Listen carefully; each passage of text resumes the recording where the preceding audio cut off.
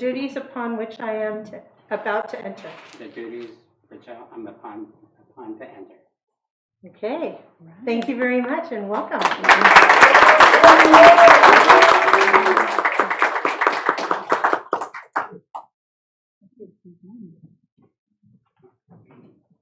So, do I have someone who would like to lead our flag salute? Sure, I'll lead. Ready, salute.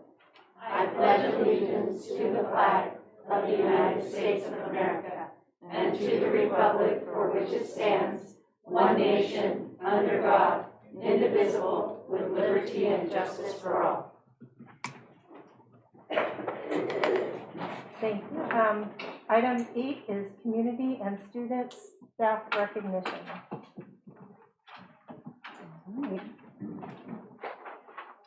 So good evening. Good evening, everybody. Good evening, Board of Trustees and audience. Tonight we have 3 very special people to acknowledge and to thank and to recognize. So without further ado, we're going to get started with this portion of the agenda. If we can get it to scroll up. It's on. Let's see. There we go. I'm building the anticipation. Okay, so first we would like to honor and recognize 2 very important people in our community.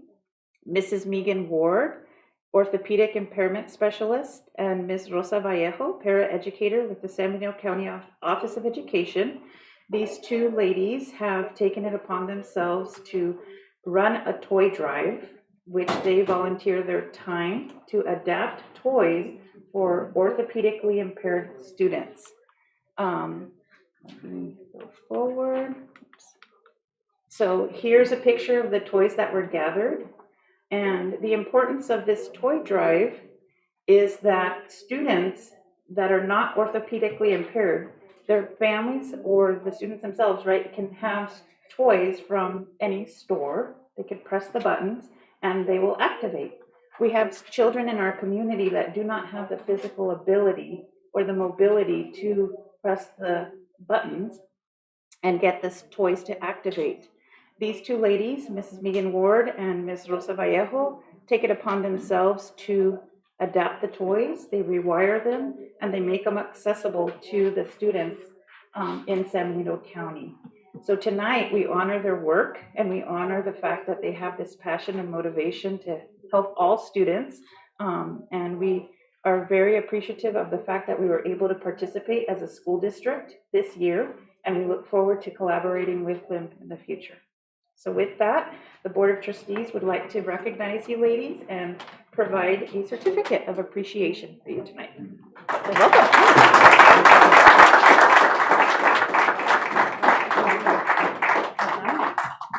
Awesome photo opportunity for our photographers.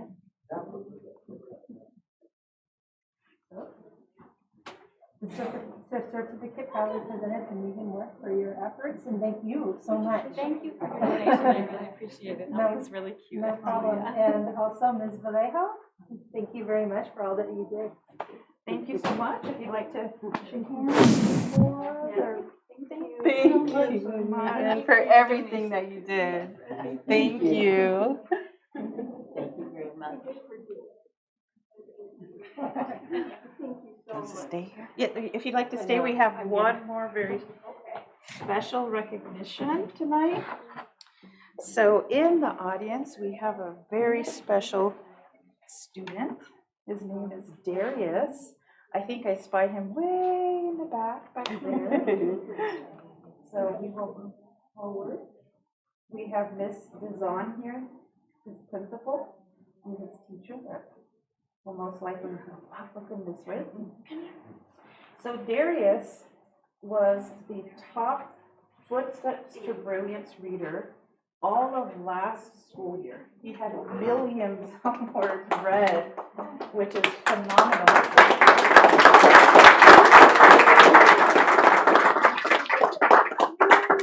Not only was he top reader last year, he's top reader this year.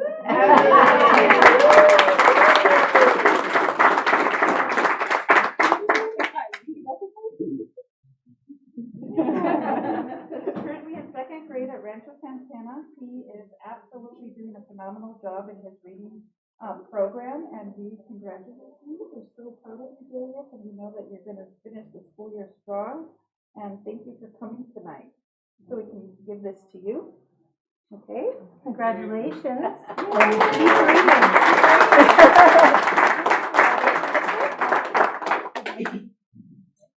There you go.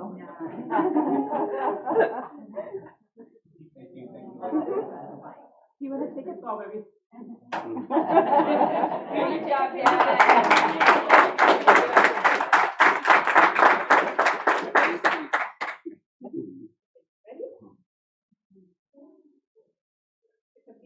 All right, appreciate it. All right. Thank you.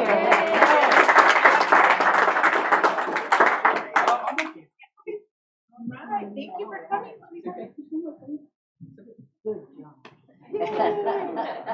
He gets shy around. Yeah. Well done, buddy. Understandable. Enjoy your night, everyone. Okay, thank you. Congratulations. Hanging up.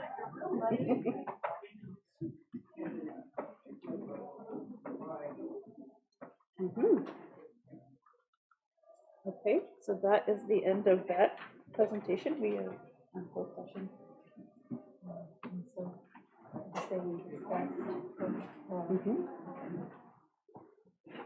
So item 9 is closed session announcements. During closed session, we had a conference regarding anticipated litigation case 2023-01. And after discussion and deliberation, the board voted to reject this claim. And is there any discussion, any announcement? Okay, so that's it, and we're going to move on. I'll make a motion that we approve the agenda. I'll second. Any discussion? All in favor? Aye. Aye. Any opposed? Okay, thank you. Public comments? Are there any? No, I don't have any public. Nobody on the phone? No Okay. public comments. Okay, so now we're in item 12A, the report on student nutrition update and visit.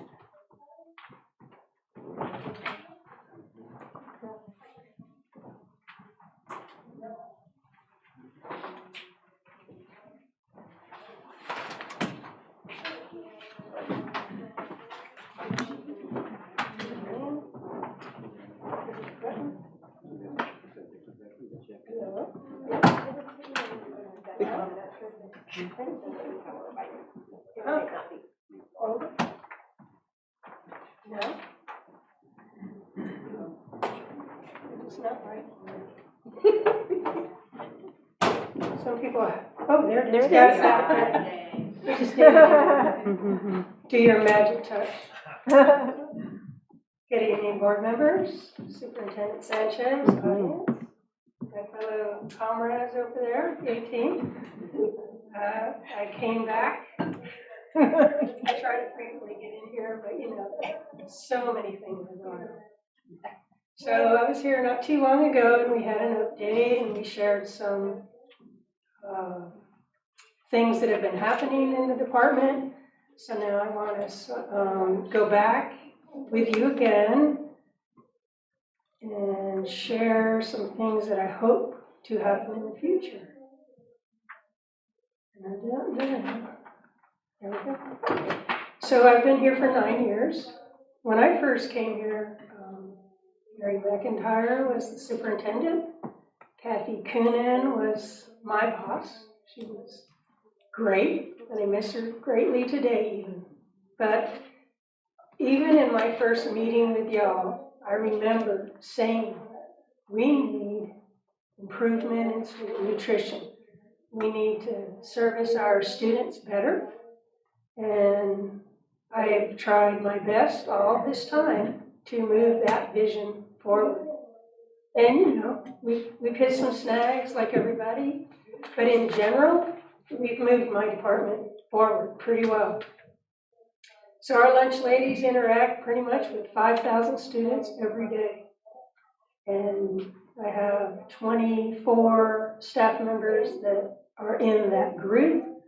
And once in a while, I might see them, and my drivers might see them. But in general, my steadfast lunch ladies are the face of student nutrition.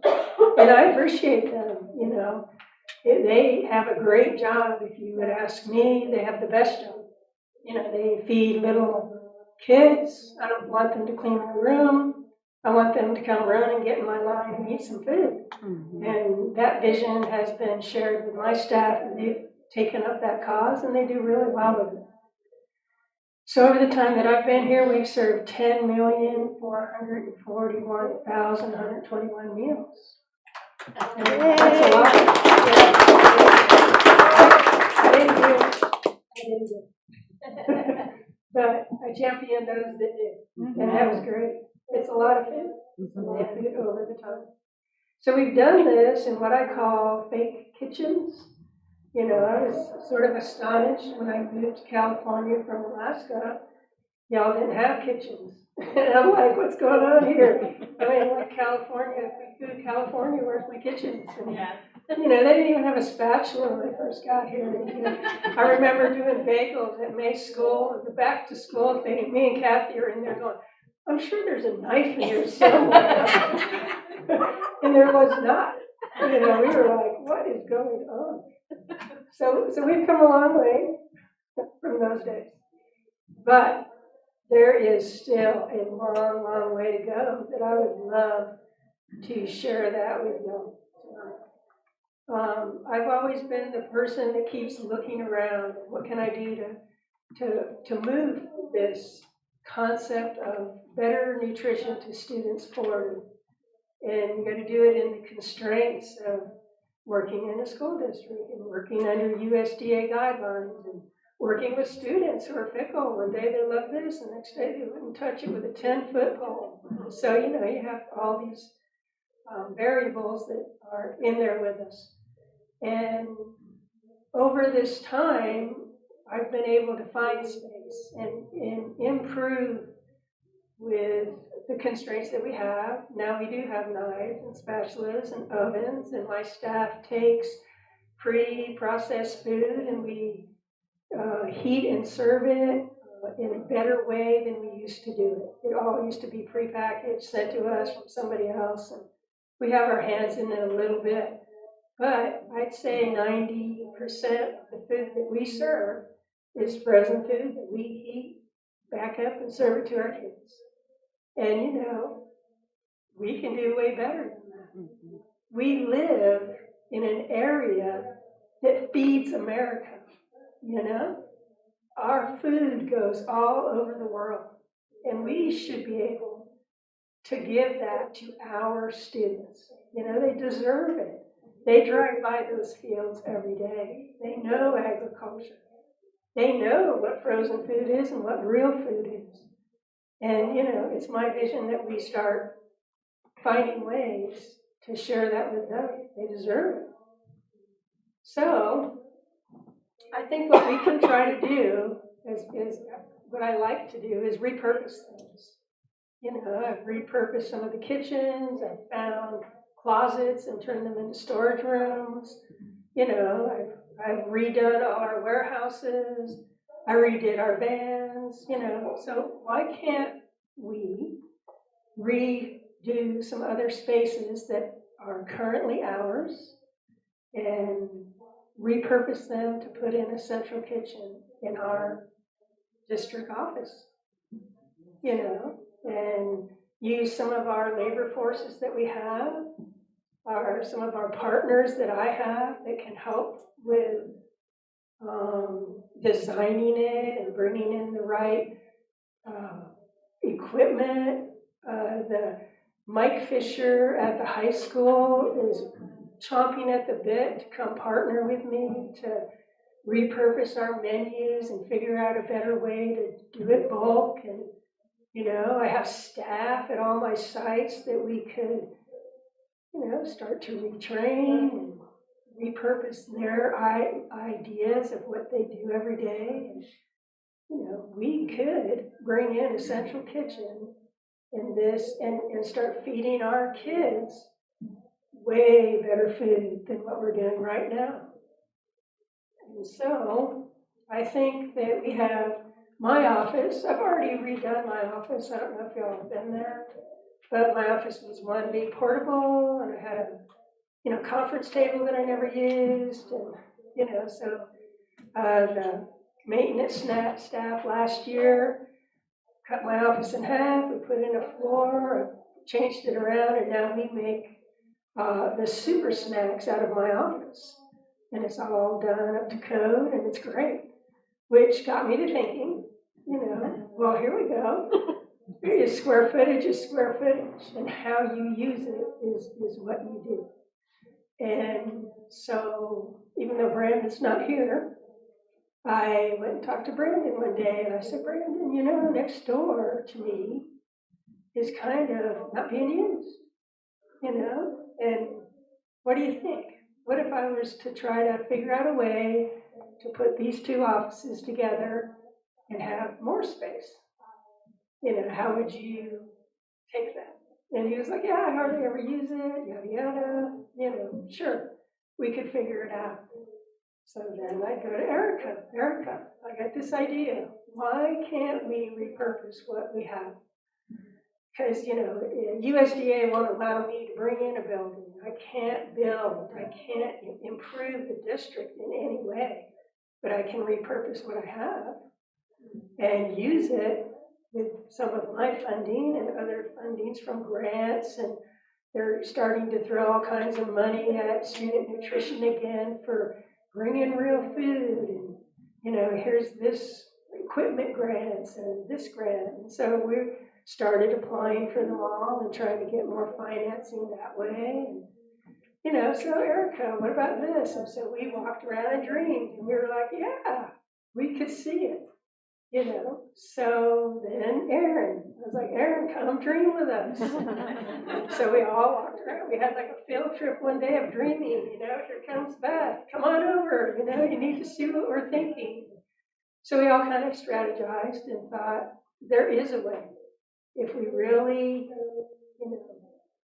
put the path out and start looking for all the variables and all the things necessary, we could repurpose this area and have a central kitchen right here where all the infrastructure for student nutrition exists. My trucks are here, the great freezer y'all let me put in is here, all my repurposed refrigerators are still here. It just makes sense that we could figure out a way to repurpose all of it, how to do it. So as we know, better diets lead to better improvement in students. Their general overall health is better. Their attitudes are better. They'll come to school more if they know that they have better breakfast foods waiting for them rather than the frozen burrito we give them. When I first got here, I was like, you guys are feeding this to your kids and they're not eating it, but this is like cultural food for them. And they're like, yeah, okay. This is not cultural food for them at all. And so, when we, like yesterday, or today, is it today at Mays? Today at Mays, we gave breakfast burritos out to kids.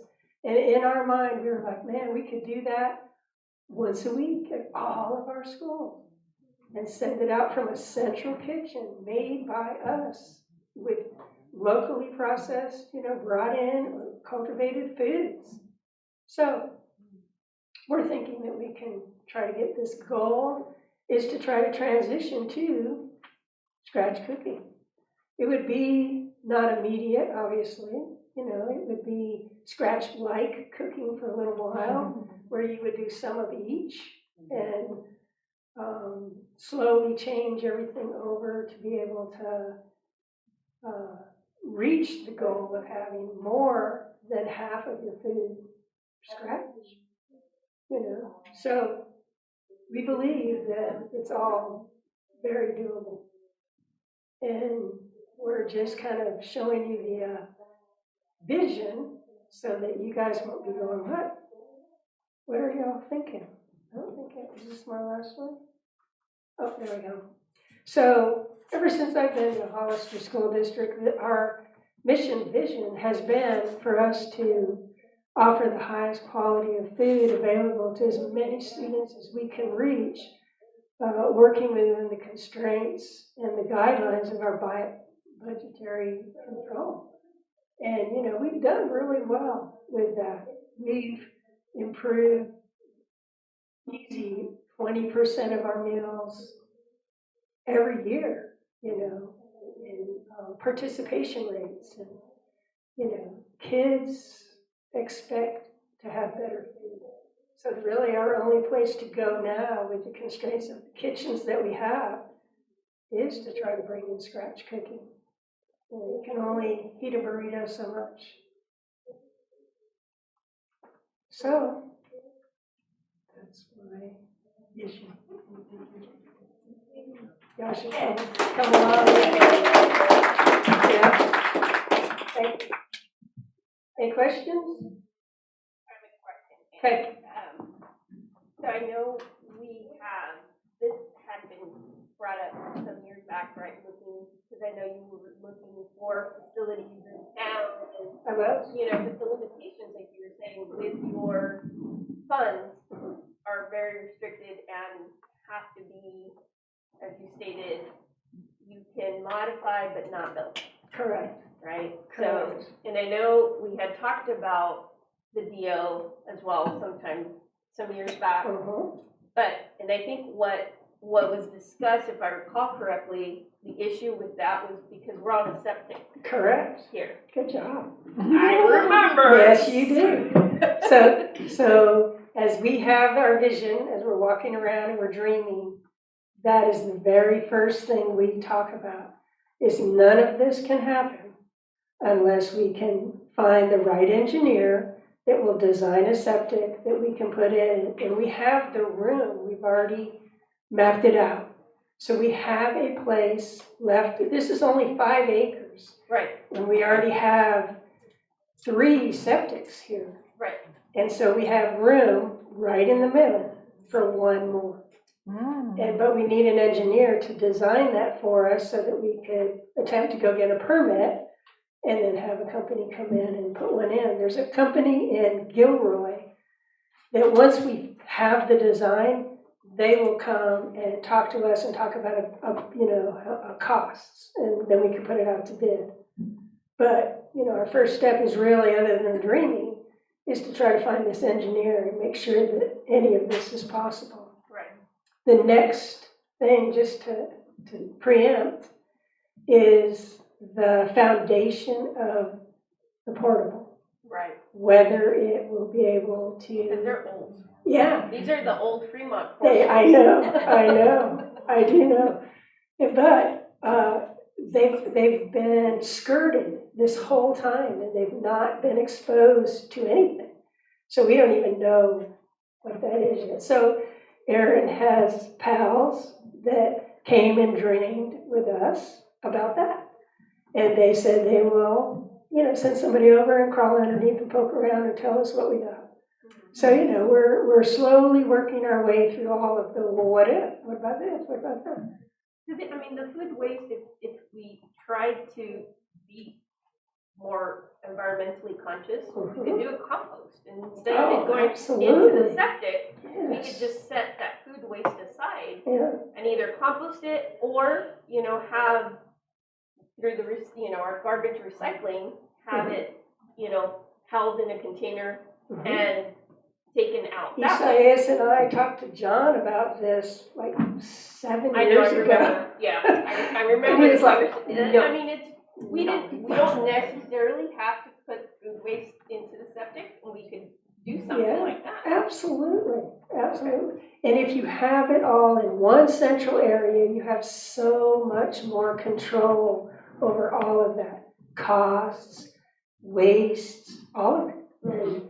And just having uniformity at all the schools. You know, I tell somebody, you know, we're going to have chili today.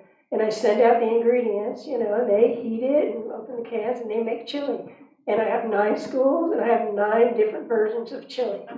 You know? And so, and then on the next time I do it again, that person might be out, and then I have another person. Right.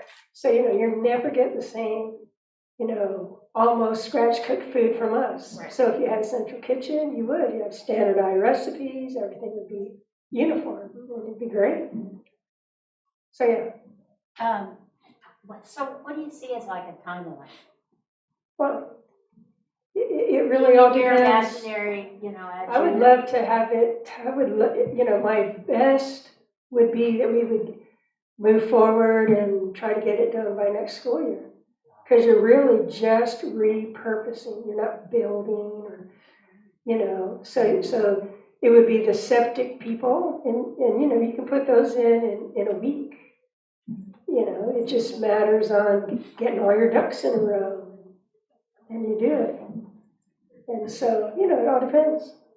You can't even buy things to rebuild things right now though, because it is supply chain. You know, I pointed to Kathy because she talked about windows and it took her months to get her windows. Well, you know, it might take us months to get something that we might need to repurpose this. So I don't know, but Okay, because I know we're out in the country, so are we on well water? we are on well water. And the well is out front. I found that all out too. Yeah, Because I mean, no. there's certain, you know. But there's water right at my door. Mhm. And so I wouldn't even have to worry about that. It's right there. But is it water? It's, Most of, like my folks, we live in the country and we can't use the well water for cooking. We have to use bottled water. yeah. So there are some Yeah. things that have to We be would, tested. we would then, The level of once we minerals did and that, everything else, yeah. X amount of times a year, they would test our water. And yeah, Okay. but yeah, we would follow all the rules because they would, you know, once you open that door, you know, everybody's gonna walk through and they're gonna wanna know all the things. And so sure, Right. we'll We make don't sure want we're to good. have somebody pull our license and then No. we can't feed anybody. We can't do any of that. All right. I promise you we will lead the parade correctly. I know you will. Yeah, I have no doubt, Ann. cool. All right, thank you. Thank you. Thank you. Okay, item 13 is the consent items, and I need a recommendation to approve, or a motion to approve. I'll make a motion that we approve 13 A through, is it H? 13I. I, through 13I, consent item. Second? Okay, any discussion? All in favor? Aye. So no discussion on consent only because I'm unless sorry, we pulled them. I'm learning, I know. sorry about that. Okay, thank you for that clarification, so those pass.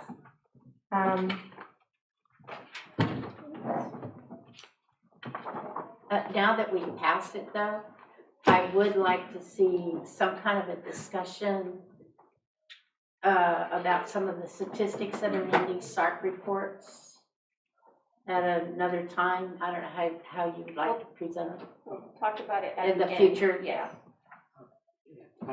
Yes, I do have questions regarding this part. Yeah, but we can't do it right now, so. All right. I Okay. agree. Okay, thank you. Board item 14 is the approval of board meetings, board meeting minutes from December 13th, 2022. I'd like to entertain a motion.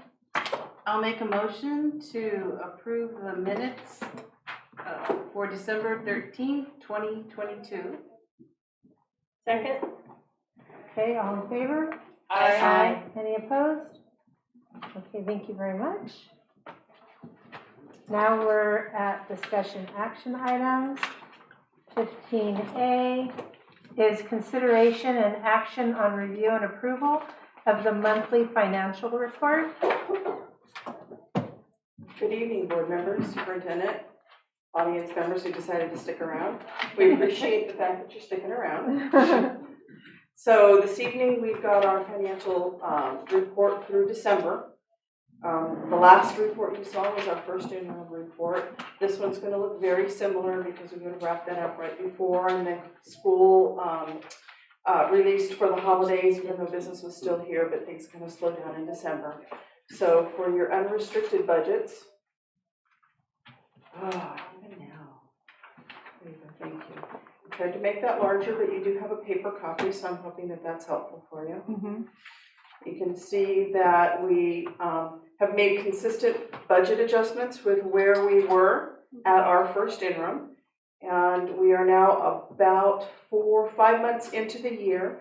So the percentages over at the side, over on the right-hand side as to the percentage of budget that's been used is sitting at about 40%, with one exception, but about 40%. So that's pretty good for the period of the year that we're at. We're kind of paced, as we're going through. There are certain budgets, as we've discussed earlier, that get spent sooner, and others that pace themselves throughout the year. So I'm seeing some very consistent information in here. This is, of course, the unrestricted report. We will look at the restricted report in just a moment. Are there any questions before I move on? Well, I want to make sure I'm on page 315. So our reserve for unrestricted is 7,900,000. You have jumped ahead again. I know. Uh-oh, superintendent's report? Yeah, you jumped in. No. Scrolling, maybe? Is that me? Am I doing that? I think he only has the one page.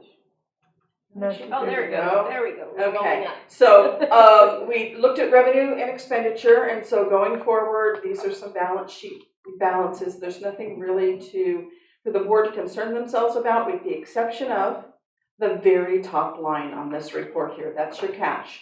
If you remember when we talked about first Cash interim is and having king. sufficient, Right. there you go, cash is king, having sufficient cash. At the end of December, we had $15 million worth of cash. So, but what is our reserve? Is that? And that is the next page. We'll move forward. So if you go to the middle of that report, current budget, we have revenue, we have expenditures, and then we have our contributions to restricted programs. As a reminder, that is special ed and routine restricted maintenance. Neither one of those are ever fully funded. We are deficit spending by $1.8 million, which is a very similar number to what you saw at the first interim.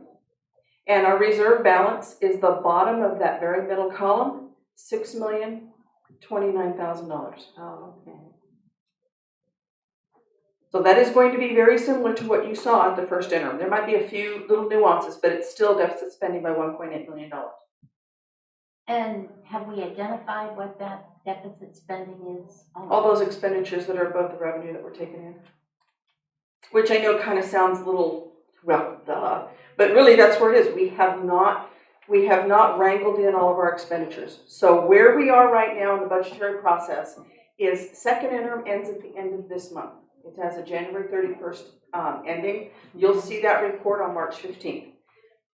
At this point, we're looking at mid-year budgets. We started the year, we're about 4 or 5 months in, mid-year, how are we spending things? When I presented your first interim report, I told you that our next steps were to see if the budgets that we adopted at the beginning of the year were both adequate or over budgeted. That's that next step that we're on right now. Okay, so I have a question, only because it's not making sense in my mind, because you're saying from that first page, 314, we had spent 43.47%, right? That's what this page is showing you, That's yes, what for this total page is expenditures. showing, but yet we have 48.9% in revenues. Actually collected. collected. Now, okay, so at this point, the budget is what you should concentrate on, which is the very middle column. Revenue from the federal government and the state comes in not on an equal pacing, the way, say, salaries and benefits are expended out. So revenue will not come in at that same rate, but at the end of the year, we will be due that amount of money. So So this isn't a reflection of what we have up to date then? it is what we collected through December. So if you look at the third column from the right, income and expense, Through December, we actually collected $31,800,000 worth of revenue. Okay, We are due approximately $65 million. right. And that's a function of the way some of that money comes in. The state does not say, we owe you $10,000 and we're gonna pay it over 10 months, so you're gonna get $1,000 a month. They have this funky little Right. calculation that We says get 9%, incentives 9%, here and 5%, then, you know. Yeah. So I- it comes in I've seen at that different pattern. pacing. Okay, so that's why I wanted to just, because the percentages in my mind don't make sense. Mhm. Because if we were getting more revenue than we were expending, Mhm. why are we deficit spending year to date, Mhm. right? Right? That doesn't compute in my mind, Right. that's all. Okay. That No, was I my understand where you're coming from, All for right. sure. So staying with this report right here, which is the very high level summary, budgetarily, we are expecting $65 million in. Correct. We're expecting to have expenditures of almost $52 million going out. And then we will transfer out to those restricted programs just a little bit more than $15 million. So we're really spending $67 million out for $65 million coming in based on our budget. So the work that my staff is looking at now are what have we spent over the course of, relatively speaking, I'd go 5 years. What's the normal for our spending? Now, this doesn't include anything that we did on ESSER. ESSER's in the next set of the reports that we'll talk about in a minute, and all that COVID funding. So that's not going to throw this off. This is unrestricted, it's lottery, it's EPA, and it's LCAP. So it's everything that's considered unrestricted for the district. And then what are our budgets? Is this budget too high or is this budget too low? And we pretty much stay on top of this budget isn't high enough. But when I say that, we look at sites and departments and we say, well, if you have overspent on computer equipment at the very beginning of the year, we're going to take it out of classroom supplies so that your budget stays exactly the same. It's just in different pots. That makes sense? One more time. Out-of-site budget, is Anissa still here? I was gonna pick on Anissa. Okay, at Rancho Santana, Anissa gets $10,000 for her budget. Okay. And it is divided up into classroom supplies and administrative supplies and some services and some field trips or whatever. Right. If she decides that she needs to spend more money in her computers, Beth, I need to get this budget fixed. I've got this requisition I wanna put in and I don't have enough money. Mhm. Great, Anissa, I can help you. Tell me where you wanna take it from. Okay. All right? It's just like at home in your budget. I want to buy that Lexus, but I got to find the money for it. Right. Okay? So we are maintaining and controlling the expenditures at sites and departments in that manner. Okay. Now that is, I don't have enough money. That's the question of, I don't have enough money to do what I want. The other side of the equation is, have we put more money than is necessary in budgets, which would then allow us to reduce some of these expenditure budgets, which would then in turn reduce the deficit spending Right. and get down to something a little bit more reasonable. Right, because I think that's the follow-up to Jan's question, is have we identified, because I know budgets are an expectation, not a reality. Right, it's a plan. Yeah, or a plan. And so once we figure out what has been our pattern of spending. It's exactly the approach that we're taking. Okay. Uh-huh. So at this point, when this budget was adopted, there may have been some reductions in individual budgets. We know that there was reduction in force. That is going to be the larger bang for the buck, if you will. But I don't know that there were any true real reductions in supplies and services budgets. At this point, we're going to be looking at, what did you actually spend? I always give Jan $10,000. And Jan usually only spends about $7,800. So maybe Jan only needs $7,800. Now, having said that, we won't make reductions to school sites in mid-year unless it really gets bad, okay? I don't Because- think that's fair. to the Well, it's sites. not, Yeah. because plans have already been put in place, and those budgets to the school sites have been based on the number of students that they have and our per student allocation for each one of those school sites. So the reductions I'm looking at are going to be larger ones, and they will be in areas that we can afford to make those reductions. I don't have that detail yet. when I present the second interim report, I'll tell you where we made those reductions and what we found and what we think we can live within, because then that's going to be the basis for building the budget for next year. And all of this is to get to that place that we ended up when we closed the books. And in the spring, you thought you were going to be deficit spending by $4 million, but by the time we closed the books, you're only deficit spending by 2.4, 2.5 million. Somewhere in there are budgets that were set up that were too high and not used. Right. The reduction, go ahead. Well, this is my nightmare, and I have not been sleeping well. That our class sizes have been very nice, Very nice. and that this deficit spending is because our class sizes have been very nice. I wouldn't say that. I would say that there's a lot of different things out there, and Okay, that well, might be a factor. This has been my nightmare, is that we have to increase class size. Which then, to me, in my nightmare, means we have to let go of teachers. This is my nightmare. Okay, and so you don't see that as chugging down the road? This is just Jan's bad nightmare? Well, I think Jan has lived through this enough times that she's absolutely entitled to your nightmares. And what happened here in the springtime was everyone's nightmare. Well, yeah, see, I don't know if I could do it again. So Well- that's why I'm saying, what is this deficit? So, And where are we heading? And, what are we doing about it? well. If I may, I would definitely like to, So Just- this is my nightmare. sure, and I appreciate that and I respect it. I think that as we move forward with budget discussions, as our CBO has been discussing on a monthly basis, and we have begun to speak with our labor unions in regards to the budget, we have to always remember, right, that anything that impacts employees in regards to a reduction in force, a change in working conditions, must be negotiated. So I think that. No, but we're just talking money. Every Right. time Beth comes up here, we hear of the deficit spending. Right, And that has not changed. yes. And this has been my nightmare is, okay, so we're deficit spending. Mm-hmm. So what does that actually mean and where is it coming from? Right. For me, Mm-hmm. someone who was a teacher, the way the district always dealt with it was increased class size. Right.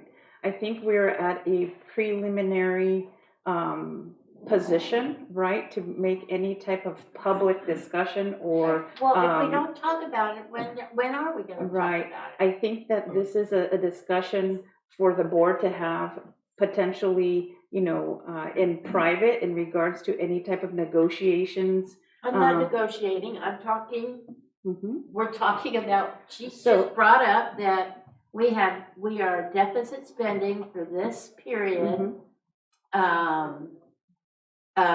From 7/1 to 12/31, we have deficit spent $1,883,000. That is. I'm not negotiating with Right. anybody, we're just talking Right, facts. and I think that by asking staff, where are we going, I think potentially is something that we should reconsider or rephrase. I think that we have to Well, I'm be, just asking her to help us identify so that we can make Yes. change course, that's all. absolutely. So what I'm hearing is that we are deficit spending. The board, or at least part of the board, is concerned with the deficit spending. I think that, as we've heard CBO Wilson state, as we get closer to second interim, which will be reported to the board publicly on March 15th and or near that date, we will have a better idea as to where we are at in regards to the expenditures going out of the budget and any revenues that have come in.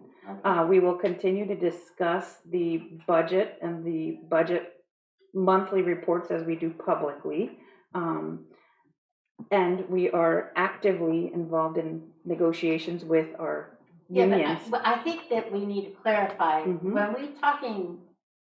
when we're just talking this, that's not negotiation. when we talk about increasing class sizes or impacting working conditions, I would disagree. Okay, well, that was Respectfully. that was not my intent. And I don't think I phrased it that way. I don't think so. In fact, I think I agree with you that we do need to identify where that deficit is coming from. I think that you're asking a reasonable question to identify where we are overspending so that we can come closer. Well, to the other thing is that we were criticized, greatly criticized for not asking questions during this whole thing when we were, chastised, you didn't ask any questions. And so I'm asking the questions, because if we don't, we're not gonna get the answers that we need. And so, in my opinion, I just wanna know. Absolutely. I really appreciate Beth's insight and forward Yes, thinking. me too. And I feel that she's presenting what we need to know Absolutely. without getting into specifics or throwing something out there Right. that's not even been discussed, or even, Yeah. I've never even thought about I that. didn't either. I wasn't even thinking that way, Erica. I was Okay. just thinking, I was just doing this. Yeah, I just was- being cautious then. Okay, yeah, and I understand that, and I'm happy that you keep us out of those weeds. And I appreciate that, but this was just, we need to talk about dollars Sure. and cents, because that is part of our fiduciary Absolutely. responsibility. Absolutely. Can I ask a question for clarification? The way I'm hearing this report is this is where we're at for December, that that basically at the end of January, right, we go into creating the second interim? Right, that's the cutoff, that's the technical cutoff for first interim, or for second interim, is the end of January. And so we accumulate all of the revenue and expenditures and adjust all our budgets at that time. The budget goes through several cycles. You see things on a different cycle than what my staff and I are working on. Our first priority when I got here was to nail down position control. Right. Okay, a lot of work was done by first interim on position control. And if you'll remember, I said we're not done. Right. There are things that are not in position control that we are slowly working on. Things like stipends is a great example. We know we're going to pay a certain set of stipends. We need to make sure they're in position control and they're reflected in the budget. But to Jan's nightmare, which is completely understandable, I would not stand up here in any capacity and suggest any changes in working conditions as a superintendent had stated, Right. if I hadn't also looked at, do we have a budget for chalk out there that we're not going to use? Right. Okay? How about chalkboards and blackboards? Where's the blackboard budget that we are absolutely not going to use because we now have devices? So it's identifying those things that needs to happen next before we decide what the next step is going to be. This was never going to be an easy fix. It was always going to take a while. And if we're deliberate about it, then we know what we've done. And at a point where we need to do something else that may be difficult or may not be difficult, we will know we have done everything before that step. Somewhere between, and I'm going back to last year to give you that point of reference, somewhere between spring of last year and closing the books, there were $2 million worth of budget that didn't need to be in your budget. That got us closer to closing that gap. Well, you thought and this is my perspective, I want you to remember, we're getting closer to it, I truly do believe that. You thought you were going to deficit spend by $4 million. The reduction in force that you did not affect last year at all. And yet you decreased your deficit spending by about $2 million. The first thing that says to me is that there are things in the budget that don't need to be there. I'm just asking you to allow me the time, and I am trying to make sure that I'm getting it to you as quickly as possible, but I'm not going to just whack off budgets. I'm going to find out where they are and give you that information so that you're showing your due diligence, each and every one of you, and staff is showing their due diligence, so that everybody out there that's listening knows that that we're doing the best we can as we go forward in identifying things that are out there. We appreciate that. Well, you're welcome. I do, like I say, still a lot of learning ahead of me. But as far as timeline goes, I mean, that's one of the concerns I have. Because you say at the end of January that you close and you start looking at the budget once again. Our next board meeting is at the end of February, yet you won't have anything for us until March 15th. Okay, we're talking about statutory deadlines. So when we say March 15th, I need to get you that budget by March 15th, no later than, because that's a statutory deadline that's in education code. Right, but I'm asking if we can get it sooner than March 15th. Well, we're going to do you're asking, can we get it by February 28th board meeting? That is true. Yes, we're gonna do the best we can, but understand that that also means that we have to be done. I would even appreciate if you proposed on the 28th as opposed to applying. Can't do that, because I have a statutory deadline to actually give you that interim report for you to look at it, and for us to talk about it, and for you to do your approval on it. So, because it goes to the county and then it goes to the state. So all that to say, this is where we're going. And again, this is not a lot different than first interim, mostly because the timing on that, we brought it all together at the end of November, and then holidays, and then the end of December comes. When you see a February report, you're probably going to see something very different. Now, whether or not I can get your second interim to you for the February deadline, or the February board meeting, or I have to petition the superintendent to do something at the very beginning of March, I would prefer not to rush and do it correctly. Right. And give you the best information possible, because immediately, or actually we're already talking about it right now, the second interim becomes the basis for where we go forward in budget development for next Right. year. My concern now that we have, going back to certain timelines, we have a March 15th notice to employees as well. And that's based on what is happening this year that kind of affects our planning for next year. And I know even with Erica, when we were talking about last year and the sky is falling and the sky is falling, you started that prediction very early on in the school year. We didn't know how bad, we didn't, but we knew we were in critical mode. And that, I think, is the concern for all of us. This is why we were doing Right. this month by month, and thank you for doing both restricted and unrestricted.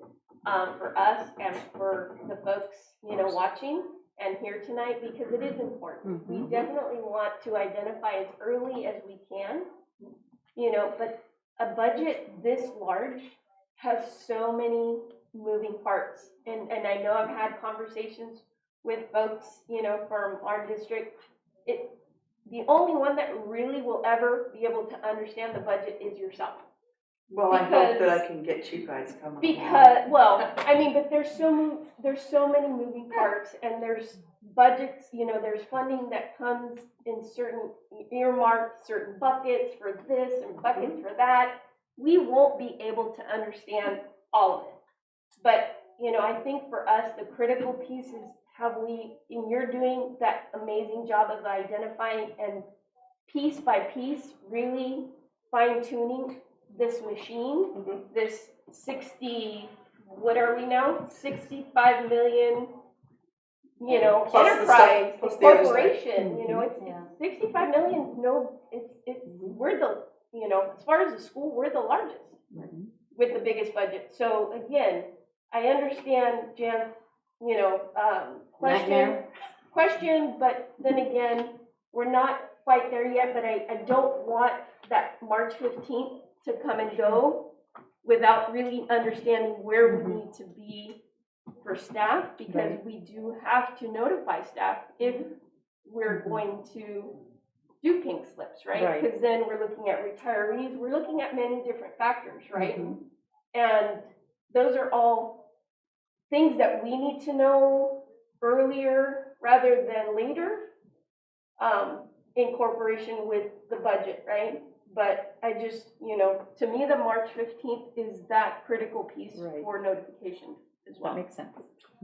The one thing that, for me as a board member, and I don't know how the rest of the board feels, but this deficit is what we need to really focus on.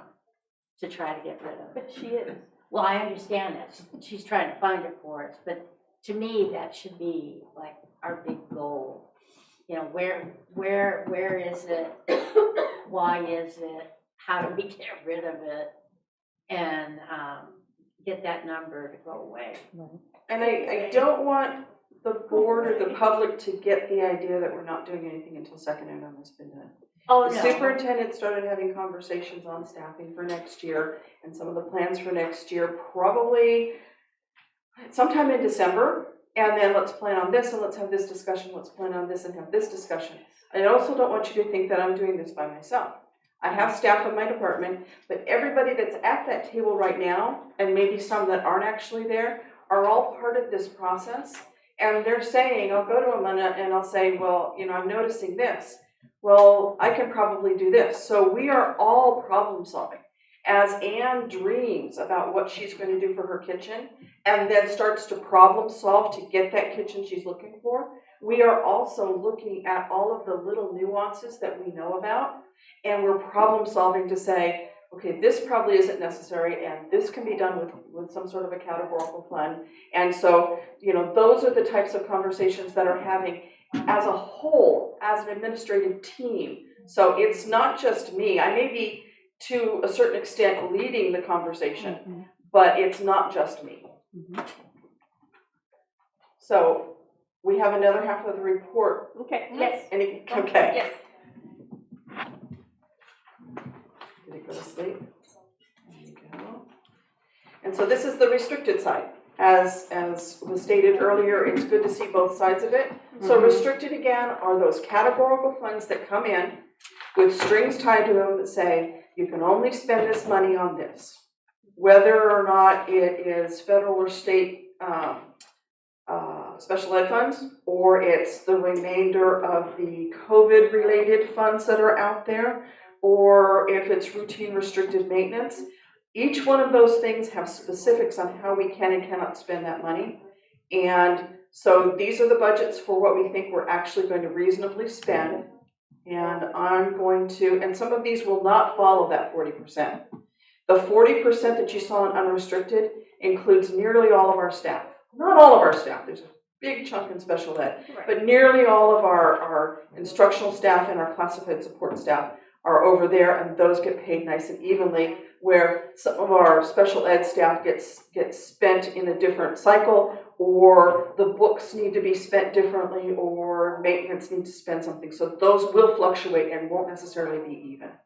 So let's just go to the fund balance on this one. This happens to be the cash. We have sufficient money in categorical. Remember, cash is king. The bulk of that money is CARES-related funds. Those dollars need to be spent by September 2024. So we have about a year and a half to spend those monies, or we lose the opportunity to do whatever we were going to do with those. We have that in mind for the next year. We're not waiting until the end of 2024 to figure out what we're going to do with things that might be staffed or programs that might be run there. We are thinking about those things on a long lead to that budget development, so just know that. But in particular, this budget is deficit spending as well. But remember, there's a difference between deficit spending in the unrestricted side and deficit spending on the restricted side. If we get money in advance for those categorical funds, it ends up, by and large, in the fund balance to be spent. And then we build our budgets for this year to spend that categorical money. So if you think of the categorical side or this restricted side as a special savings account, remember Christmas accounts that you used to have? Okay. So you're only going to spend it on Christmas presents, so it's there. You're going to have a balance in there until you spend it. And some of those have deadlines for how long you can spend it, or time periods for how long you can keep it. And anything that we don't adequately apply to those types of programs, we lose that money. That is a lost opportunity for the students of the district. And we have got that focus as well to make sure that we know we've got this much money or that much money so that we don't lose those opportunities. Right. Okay. So this one's deficit spending and actually has a fund balance at the end of that deficit spending, which unfortunately rolled over to the next page. I tried to make this larger for the presentation. And so it's got $1.7 million left at the end of December. So That's your categorical side. Now, I'll be honest with you, we're not going to spend all of that money. We're not going to spend everything in the categorical side that we said we were going to spend, because some things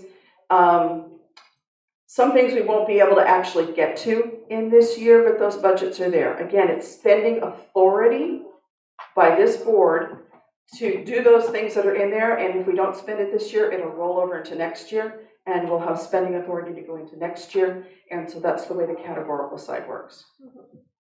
And I think that's important for folks to understand, because again, just because you see this inflated amount in the restricted, just like we got all the COVID money, right? And we had to spend it for that window of time for cleaning, all of these things. We either spent it, because that's what it was intended for, and so most of what you need to spend it on and quickly comes with staff.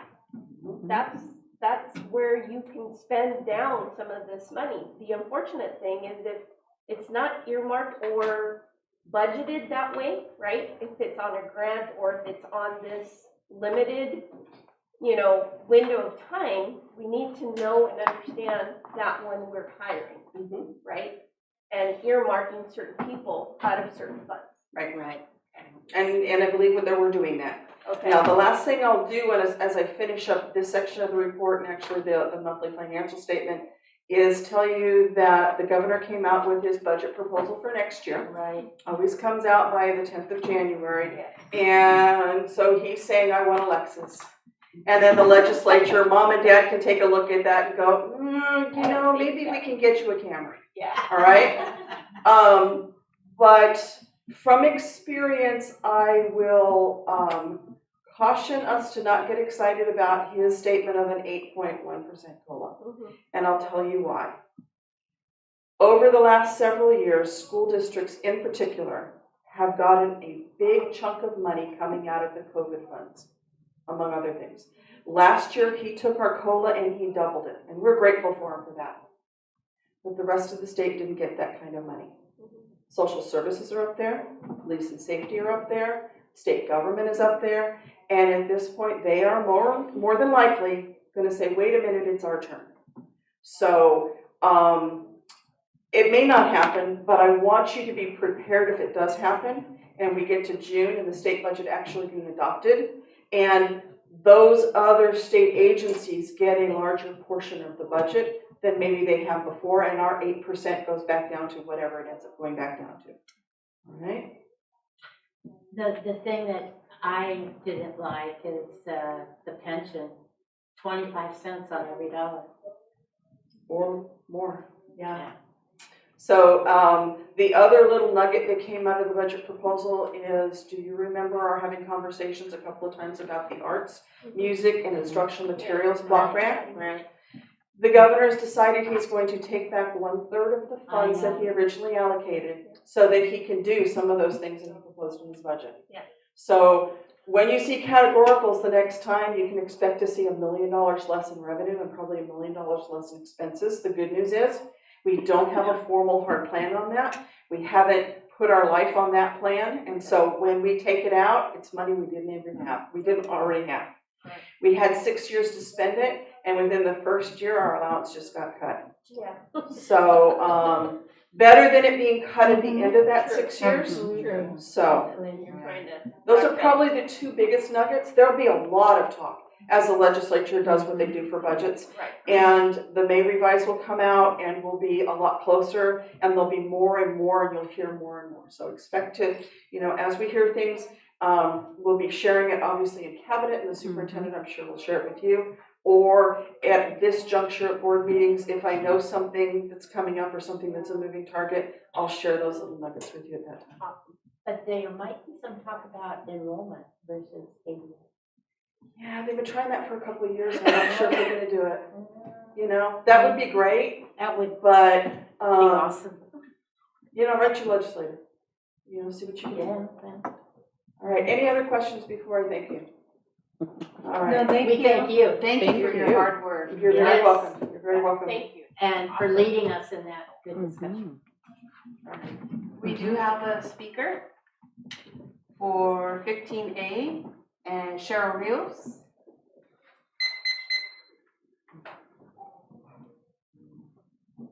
Thank you. Good evening, Board, Superintendent Sanchez. I don't know if I missed it, which a lot of the money stuff just kind of goes like that. So I might have missed it. But part of being transparent, I would personally like to know, so we were anticipating deficit spending by $4 million, but now we're somewhere in the twos. And I so appreciate going into different departments, budgets, sites, and all of that, and looking to see where we over budgeted. I personally would like to know where you found that money. Which departments were over budgeted? I would just like to know that. I think, because while you can look at trends of, you said, Jan, she never spends her $10,000. Okay, well, so you guys might know that, but we don't know that. And that would be really good for the public to know, especially HESTA and our negotiators to know, because we are partners at the bargaining table. And when it comes to, does the district have money or doesn't it? Is HESTA going to ask for money or aren't they? We often talk about, well, have you looked here? Have you looked there? Have you considered? And if we can have that out publicly, then we know, as HESTA bargainers, we know you've looked there, or we know you haven't. And so I think that that's part of the equation that's still a mystery for me. So that's just my question about what I heard tonight. So that was it. Thank you. Thank you. Okay, we're at agenda item 15B, discussion and approval of board policy and administrative regulation updates. I have just some, how do you want to do this? Because I just made have like little changes. How do you want to do this? So would you like to go over the changes, or what would the board like to do? Board President? Can I just, first of all, I'm sorry. Did we have any necessary action on the financial report? No. Okay, great. Just wanted to It's a clarify report. that. Mhm. And I guess I missed what I was being asked to do. Trustee Grist has some I wanted to know, recommendations, or? like on page 323, where it has visitors, it says any person who is not a student or staff shall register immediately upon entering any school building or grounds when school is in session. And I think that they should register in the office. We haven't told them where you're gonna register. Shouldn't it say in the school office? We don't tell the person where they're supposed to. I'm just, to me, a little clarification might be needed there that, you need to go to the office to register. Just saying. The administrative regulation, and we can do that if the board would like. The administrative regulation that goes along with the visitor policy states that the superintendent or designee shall post at every entrance at each school and school grounds a notice describing registration requirements, school hours or hours during which registration is required, the registration location, the route to take to that location, and the penalties for violation of registration requirements. In that notification, it can indicate that the visitor on campus must register at the school office since it's posted there. Yeah, I If you think would like. it should say that, yeah. Board policy and ARs, board policy is a very standard boilerplate, and ARs are more defined and gives you more directive as to how the board policy will actually be administered. Okay, So that's well, how board policies kind of work, as far as, the, one will always have a BP, uh-huh, and then the AR goes into the actual language as to how it will be implemented. This particular board policy and administrative regulation for our school district also has an accompanying exhibit that I don't believe we are updating in this batch, but the exhibit itself is very detailed in regards to entering the school office, the amount of hours that must be given by the visitor to the school site if they want to enter a classroom, and the fact that they must be escorted by an administrator on the campus if they will be visiting a classroom. We've had that exhibit for some time. We can refresh it. We can also remind staff that we have an exhibit in place that's very detailed. The AR talks about, I think, the location, but if the board so wishes, we can update it even further to be a little bit more specific, if that's the desire of the board. Because I think we had described anybody who isn't a staff member or student is a visitor, Right.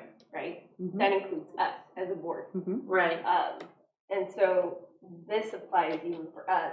That's that correct. we were to go Right. in and register with the office before stepping foot onto Mhm. campus or going into any classroom. I also thought it was a safety issue. As well, yes. If we were to have an earthquake and nobody knows You know, that you're on campus. Right, or to be fire, or looking whatever, for you, yeah. yeah. Mhm. Mhm. So, and enforcement, I know we've had folks that just kind of mosey on in. Well, we've had that issue though, I mean, I think for children's safety, we need to have it. I mean, there's a lot of reasons that we need to have visitors, and I think it should be spelled out that they should be registering at the office. So there isn't anything that says if they don't comply with, or they get caught and they have not gone through the proper procedures? No, we don't have any, The administrative regulation, I believe, has yeah, it language says when that a states. visitor fails to on page 326, when a visitor fails to register, or when the principal designee denies or revokes a visitor's registration and privileges, the principal or designee may request that the individual promptly leave school grounds. So you can ask someone to leave, and then, of course, they can take it a step further if they would have to. Mhm. I think looking at it, And that's actually penal code. Mhm. looking at it a different way, would there be any reason why we would register someone other than in the office, like in an emergency? Well, or- a dance, you would register people at the gate of the gym. So then that's restrictive But if that, you that, say the office. But that's outside of school hours. Those are outside Yeah. of school hours, which is what the board policy states, or the AR states in the first Mhm. paragraph. yeah. Right. So I think, because I just really think that we need to be a little bit more specific and we want them to come to the office. Well- That's my, Well, my thing, for something like this, is making sure the principals and the office staff are aware. Mhm. And, folks are coming onto campus without complying with this policy, that first of all, it be addressed, Sure. with them out of courtesy that first time. Mhm. And if it continues at that point, then, the process of revoking Right. their, Mhm. their, access would be for the principal to Right. make that determination. One safety feature that we, or a safety feature to mention, would be that within, I would say 15 minutes after the bell rings, all gates are locked. We have closed campuses, and all of our campuses have the security gates around them. It doesn't mean that someone can, bypass that somehow, but we do have that ability to be able to determine by walking around and viewing who has access or who's on campus that shouldn't be there. Right, So. right. well, there's other ways for people to get on if they want Right, to. So- absolutely. So we'll make that change then, or? If that's what the board would like. Are you Possibly. wanting that to be added to the board policy? Because it's Wherever it's appropriate to be added. Because it is in the administrative regulation, the process. It says office? Yeah. Yes, Oh, okay, And that so first, look at page 325, okay. the top paragraph. the registration, location, and route. So they would post that it would be office. And it is posted now. I know Aaron's had his staff, make sure signs are everywhere as far as, what people need to do. We also I think have, that sign that would be posted, would say go to the office. Oh, I see, so it's implied, Mhm. okay. I was gonna say, we also have, for example, if there are visitors on campus that are disruptive to the school environment, we issue them 14-day stay-away letters if it warrants it, to protect staff and students when needed. Okay. Mhm. And is that part of this policy?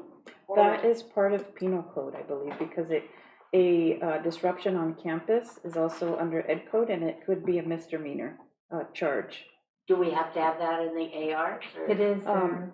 It is part, the penal code is listed, and we, based on if there is some sort of disruption on campus, have issued those. Okay.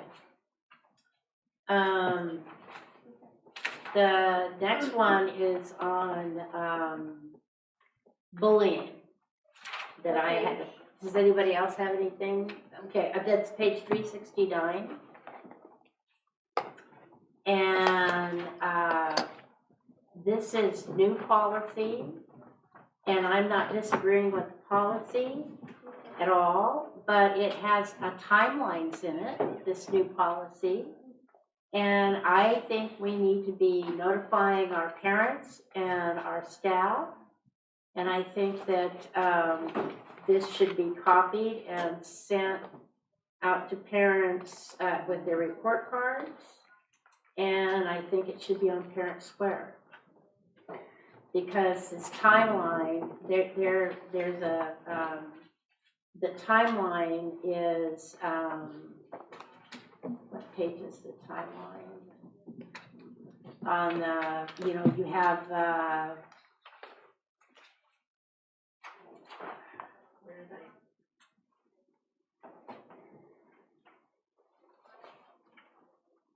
I? On page 372, within 2 business days of receiving a report, and then within 7 days, you have all of this Right. timeline stuff, and I don't think anybody knows it. This one's new. Yes, Mhm. and that's why I think we need to make a big deal out of it Right. and publicize it. And I think it's worth sending it out with report cards in Spanish and English because it is brand new policy. And I also think it needs to be on Parent Square Okay, so for just, because this is brand new policy. correct. So just as a conversational piece about when a board member requests certain action for the district to take, there has to be discussion and a second. And also for the board as a whole to say, yes, this is what we all feel needs to happen, not just one. So we need to, as president, open it up for discussion as far as, do we have another board member that agrees with Jan? And then bring it to a vote, if that's the action the board would like the district to take. Because one member cannot direct the district to take a certain action unless the board as a whole decides to do that. Okay, do we have another board member who would like to second that action or somehow amend it even if they want to? Yes, always giving notice to public is always a good thing, so I would second that. I don't feel it should be sent out in the report card. I don't know, I just don't feel it should be put in that spot. I do think it should be, I was just trying to save money. You think it should be mailed out in a separate mailer? Do we usually do that in No. the new policy? We have not in the past, but we can publicize it. I think the report cards are issued by, staff, the teachers. If we ask them to make copies of this, I think that could be a workload impact. So potentially sending out on Parent Square or via email, some sort of alert, putting it on the website, saying introducing new policies, could definitely meet the criteria that the board's seeking, and as in regards to notifying the public. I think that communication is always key. Or So put it in the handbook for next Oh, year also. Oh, Mhm. yeah, of that's a course. good idea. That would be, The Mhm. handbook would- And for me, I think with the report card, seems cumbersome. And because ARs are generally actions taken at the site by principals, or the VPs or whoever handles the discipline side of certain situations, right? This bullying would generally fall in that category. I would definitely want to make sure any policies related to action that staff would need to take, they would have a fresh copy and understand the components and the timelines, right, that are in board policy, because once we take action and approve it, it's basically, it's Bible, right? And so I think it's important for folks at the sites to know this exists and what they need to do now to follow and be in compliance with board policy or the administrative regulation. But I definitely, think the handbook is a great spot. And if there were to be a situation where this would be a situation at a site, many times we give the parent a copy of the administrative regulation so that they can see we're following, this is the process that the board just passed. And we want to make sure that you understand we're following, what is here. I think, we've had some bullying issues in some of our school sites this year. And I think having a board policy or an administrative regulation to address it, have actual language now. Plus, I think it's really important that parents understand, one, the ramifications if their child is the bullier, and ramifications if their child is being bullied. And that's why I think it's imperative that we get this notice out to the parents. Sure. And because sometimes, our children surprise us, and maybe not so much in a nice way. And so I really think that information is power. And this is such a change. I mean, this timeline is huge. And we've never had a timeline before on this bullying. And I think that our parents deserve, and our respect to them, that they be notified of this timeline. And if I was a parent, and I can remember my daughter was severely bullied in 7th grade. And I knew what to do because I was a teacher. But if I was not a teacher, I don't know if I would have known what to do. And there were no timelines in those days. But this gives the parents some, gives them a little bit of power here. But see, if a parent is coming in with a complaint about bullying, then that's why for me, it's imperative that staff Staff have to know. The staff are the ones that have to comply with following all the procedures in here. The parent has to come in and file a complaint. That's the initial process for the parent side, right? Then it's on the district to ensure that these things are followed. And when that situation happens, not every parent would need to have this if this wasn't, if I don't have a child that's being bullied, I don't know that I would necessarily no, you I- know, I wanna look know for this. I wanna know the school's But if- doing what they're supposed to be doing. But see, their job would be, if I came and put a complaint in about bullying, Mhm. that I would expect to be handed, here's our board policy, this is what we're going to follow. Well, I can see it both ways, yeah. One of my concerns in this policy is that there is no due process for the individual who is alleged of having done the bullying. There is no, like, how's the investigation process gonna be? How long is it gonna be, when it comes down to that? Because, believe me, I've seen situations in my life where there have been false claims and those individuals get, and to imagine a child being accused of these allegations could be detrimental to their development Sure. as well. So I think that's something that we need to review this Due policy process. before Okay. we adopt it. So the administrative regulation does include reference to the process would be the uniform complaint procedure, but due to the questions or the concerns, we could pull this one and then bring Yeah. it back in a month. That sounds where like a good it's- idea. It's refreshed, and we have it more fleshed out, but it is referencing a separate board policy and the process for uniform complaint procedures Okay. to investigate. That Which is sounds its like a own, good idea. which is its own separate Right, investigation process. okay. So, in other words, so that way we, give the, due process for the person that's being accused. Well, it's built into It's the built uniform in, complaint right. procedure. With the language that is being presented tonight, it's already there. But if you would like for us to add in additional language to guarantee that and to delineate it, I think we should. if that's what the board would like. So, That would be my recommendation. so are we amending your original? Well, we never got a second, though. No, Oh, we we did get a we second. did get a second, Yeah. yes. So are we amending that? I'm gonna pull my motion.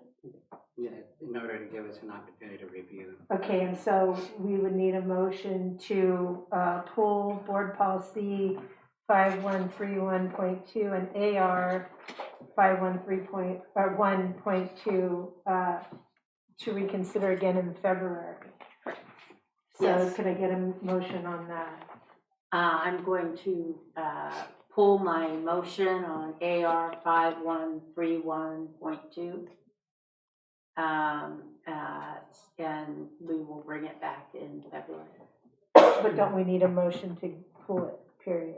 You need a motion to pull it, period, and Yeah. then a decision in regards to all of the other Okay, ARs and DPs. and, okay, pull it and add, uniform complaint to that resolution? Well, the uniform complaint procedure language is already there, and it's its own board policy and administrative regulation. It's its own fleshed out process already that follows California Ed Code. Okay, So potentially what you're asking me to do might be to bring back the board policy and AR with a very explicit reference to the complaint process investigation, where Okay. there's a couple of sentences in there that explain it. okay, Because again, some of these, these are coming through CSBA. Yes, And so the language is already vetted Mhm. through their legal folks. Right. And so they would not recommend something that hasn't already been vetted and Right. gone through. Because as we start to adjust or change things or add things, it may not then be in compliance with the That's law right. and how it's supposed to be Mhm. interpreted. So Mhm. we definitely need to be careful that's right. when we're adding and taking things away. If we want to review it and have certain things like that amended, then Erica has to go through legal to see if that can even work. Because again, whatever we put in board policy is what we can legally be held to or liable for if we're not following the law.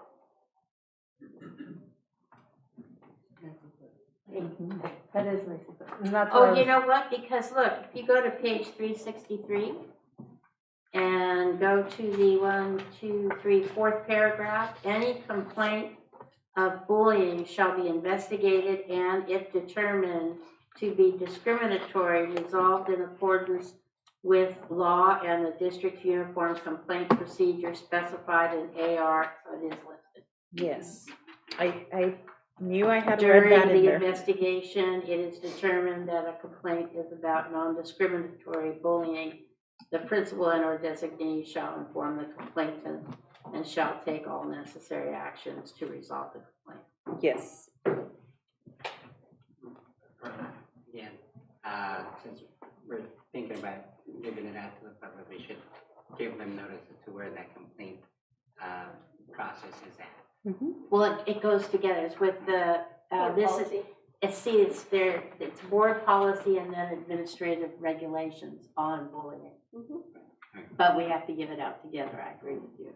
So don't all of our BPs and ARs exist on our website? Yes. So maybe it's just as, it would be, you know, if we're getting a new one, like this new AR, that we just remind through Parent Square or something like that, remind our staff and student and parents that they exist and that they ought to, review it because it's new. In a school site, bullying is huge.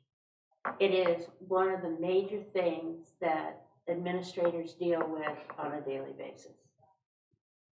We cannot and we should not ignore the presence of this. I'm not saying that. Well, I think that we need to, our staff really need to be well-versed on it. And I think that we really need to make a big deal with the parents.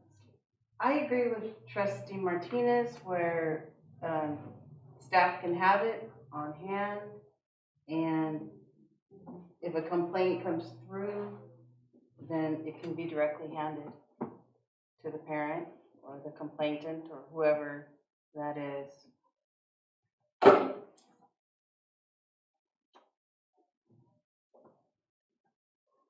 I know, I I don't know how forgot, to so where resolve- did we leave? I where don't- did we I leave it know. off? I Okay, think- so versus giving it to all of our parents,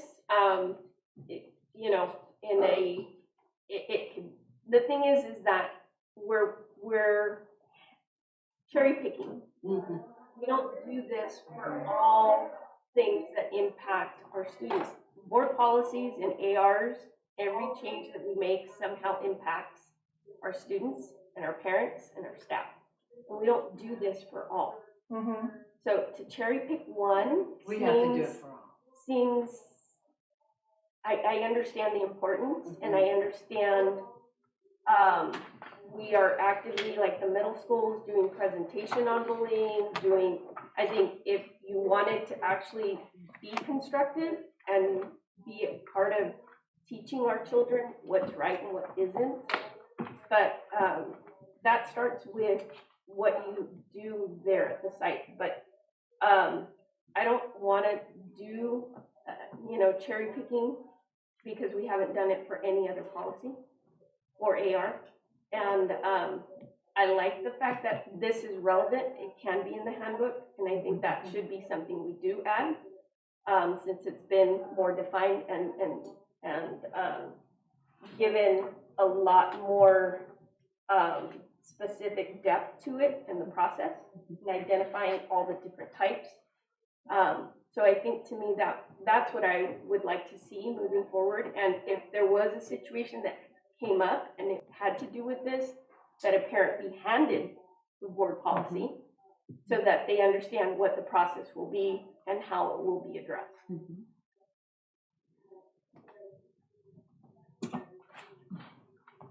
I have feelings around this, twofold. Number one, these are, this is the first reading of these and also waive the second reading of all of these Correct. BPs and ARs that have been presented at test tonight. And we have been consistently going through this process to get us all up to date. Yes. And thank you, whoever it was that pointed out that these come directly from CSBA, and so they are vetted already by the legal team. To my knowledge, I'm understanding this AR is new, that there was not an AR for the BEP beforehand. That's correct. And so as such, I understand the importance of maybe publicizing it a little bit, that it even just exists, even like if it was a parent square. But again, as a board, where our responsibility is to approve these, right? Right. But we're supposed to, as I understand it, let the superintendent and her cabinet decide how to use them and how to post them or how to make them available and advertise them if that may be the case. I like the idea about something in school handbooks, but I would almost not do it word for word and just allude to the fact that we do have a bullying policy or an anti-bullying policy, and reference the AR and the BP in that verbiage, whatever it is. So I wouldn't think we should do anything more than decide if we're going to approve it as it is. I think that it would be, this is an opportunity for me to clarify. So the districts currently has a board policy on bullying, which we've had for a number of years. That board policy has a timeline built in, just like this one. So it is in the, thank you. Can you hear me? No? Okay. So the district has a board policy on bullying, which has a timeline built in, which has the 1 business day and 2 business day reference that this administrative regulation has. The difference is that the administrative regulation, the new version from CSBA, completely removes from the board policy, the old one, the language, and expands it to give examples. So the timeline existed. The reference to investigating the bullying references the uniform complaints procedure in the old board policy and in the new administrative regulation. The old board policy has been posted online for, X number of years, I don't know how long. It also appears in the handbook that Trustee Martinez and Trustee Toasty have referenced. The timeline exists already. What we may need to do would be, with any board policy or change to policy, would be offer the staff training, most definitely, ensure that, copies are available when a situation arises. But it is already, if you go onto our website, the bullying policy already has the timeline and the reference to, for investigation, will follow the uniform complaint procedure process. Well, it may have the timeline, but our staff has not been following.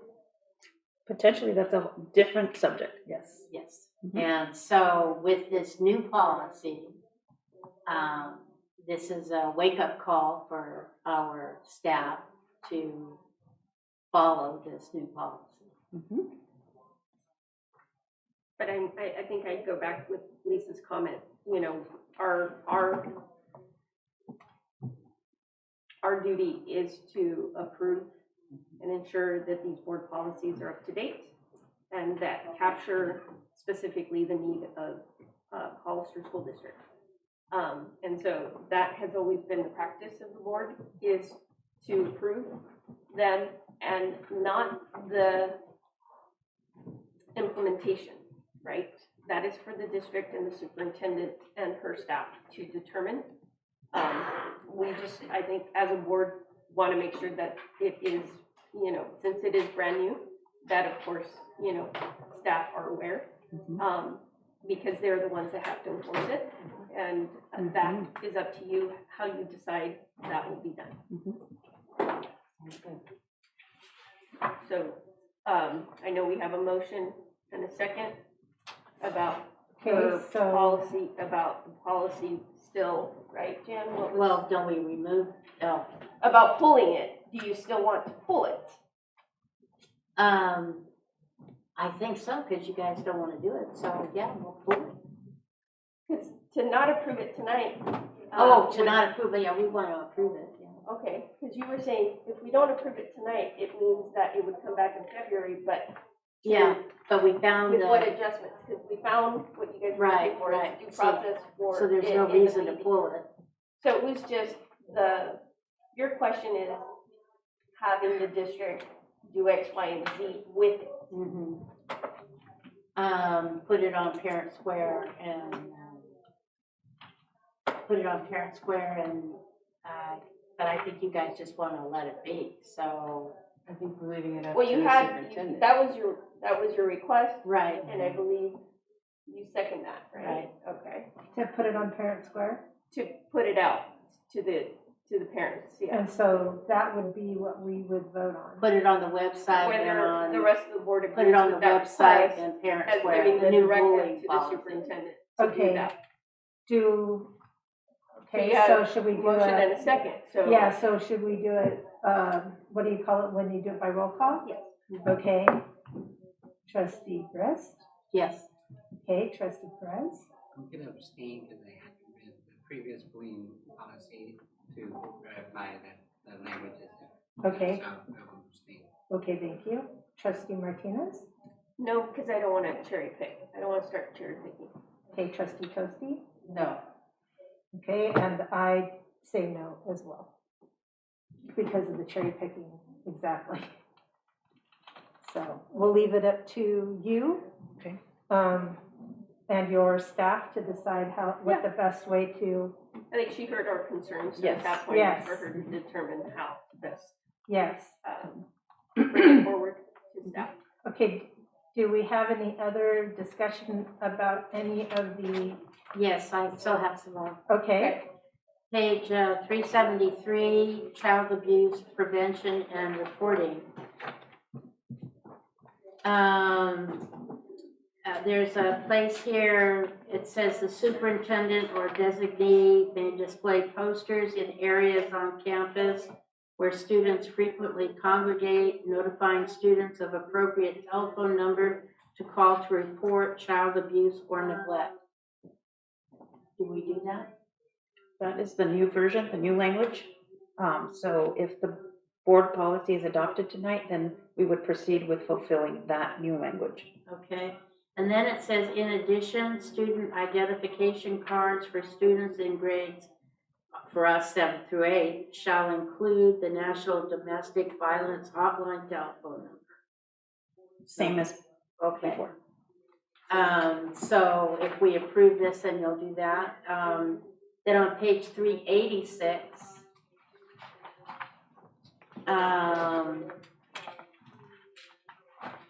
and this I did not understand because it says in a referral, if a referral is made for mental health or related services for a student in grade K through 6, who is Medi-Cal beneficiary, the student or designee shall coordinate and consult with a county mental health plan. Why isn't it K through 8? So that could be a change that we make to accommodate, to represent the entire district for K-8. So you'll find out why. It could be the specific ed code 215. Okay, Because so it's you'll referenced find there. out what's going on there, okay. And clarify if it's just structured for K-6, or if it can be, if we can add our full K through. Because I mean, now we're even TK through 8. I know, yeah. So, I- but I know ed code is very, Specific, so I just didn't know why we weren't covering our whole Right. spectrum. I believe- spectrum. Yeah. Students, yeah. And then I wanted to make this, pointed out that we're gonna have to do this identification cards Yes. Yes. and posters. I Yes. don't know where you'll put the posters, maybe in the library, I guess. Mhm. And then on page 392, again, on student identification cards for grades 7 and 8, they want us to identify and put down National Suicide Prevention Yes. Lifeline telephone numbers. Mhm. So on the ID card in the back, Mhm. just like the high schoolers have Yeah. all of those numbers. back Right, there. yes. Mhm. And then,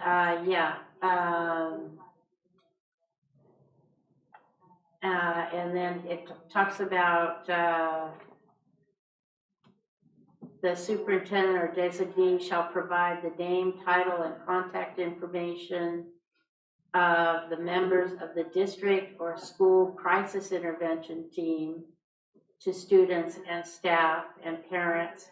Do we have this on our website? We have on the school websites as well as on the district website, who folks can contact. Okay, because it says we need to do that as well. All right.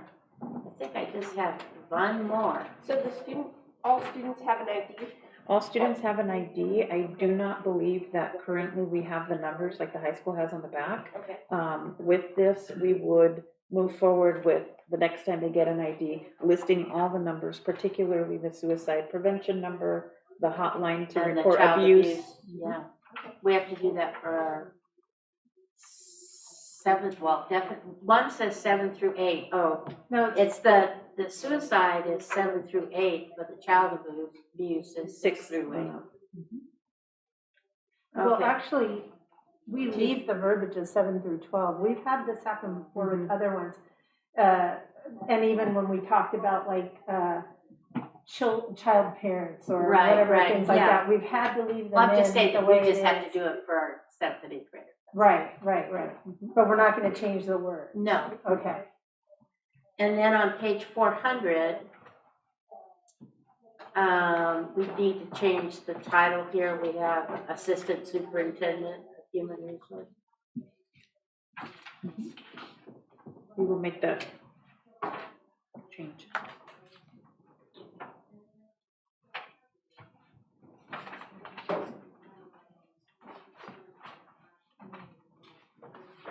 Anything else? No, that's it. Does anyone else have anything to bring up? Okay. So can we have a motion to approve the board policy and administrative regulation updates that we discussed this evening with the suggested amendments of the title and things like that? So can I get a motion from Mr. Lund? So moved. Okay, a second? A second? Okay, all in favor? Aye. Any opposed? Any abstentions? Okay. Thank you. Okay, so that brings us to, I think, the last, oh, not the last, close to last. Item 16, Superintendent's Report for January of 2023. I'm gonna step away and get the remote control here.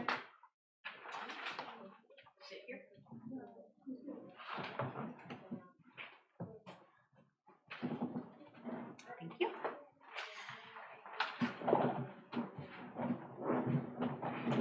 Okay, so for the January 24th regular board meeting, we have a report in regards to some of the things that we have been working on since our last report.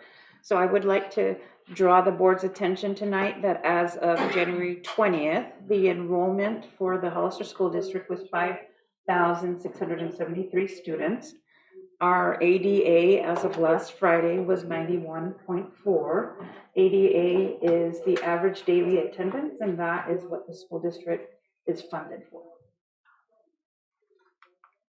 So this is the breakdown of our schools and their enrollment. As you can see, the numbers have remained pretty steady since the last time we reported the enrollment.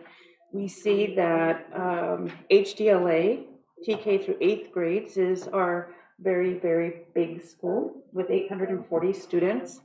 And we go down from there. Next in line would be Lad Lane with 781. And so on. We do have some schools that are in the 400s and 500s.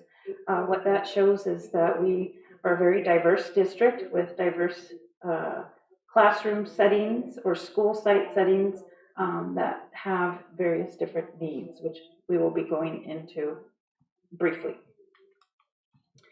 One item I would like to highlight publicly is that we will be having in February and March dental health presentations and free dental screenings at Calaveras School, Aro Hardin, and Sunny Slope. I know that in a previous board meeting, the board did request or asked, staff to look into if it was feasible. So we will be moving forward with that. We will have just a very collaborative partnership with the San Benito County Public Health Services to provide these services to our students on specific days. Our coordinator, Patricia Martinez, is working on this, and we're excited to be able to focus on the entire child.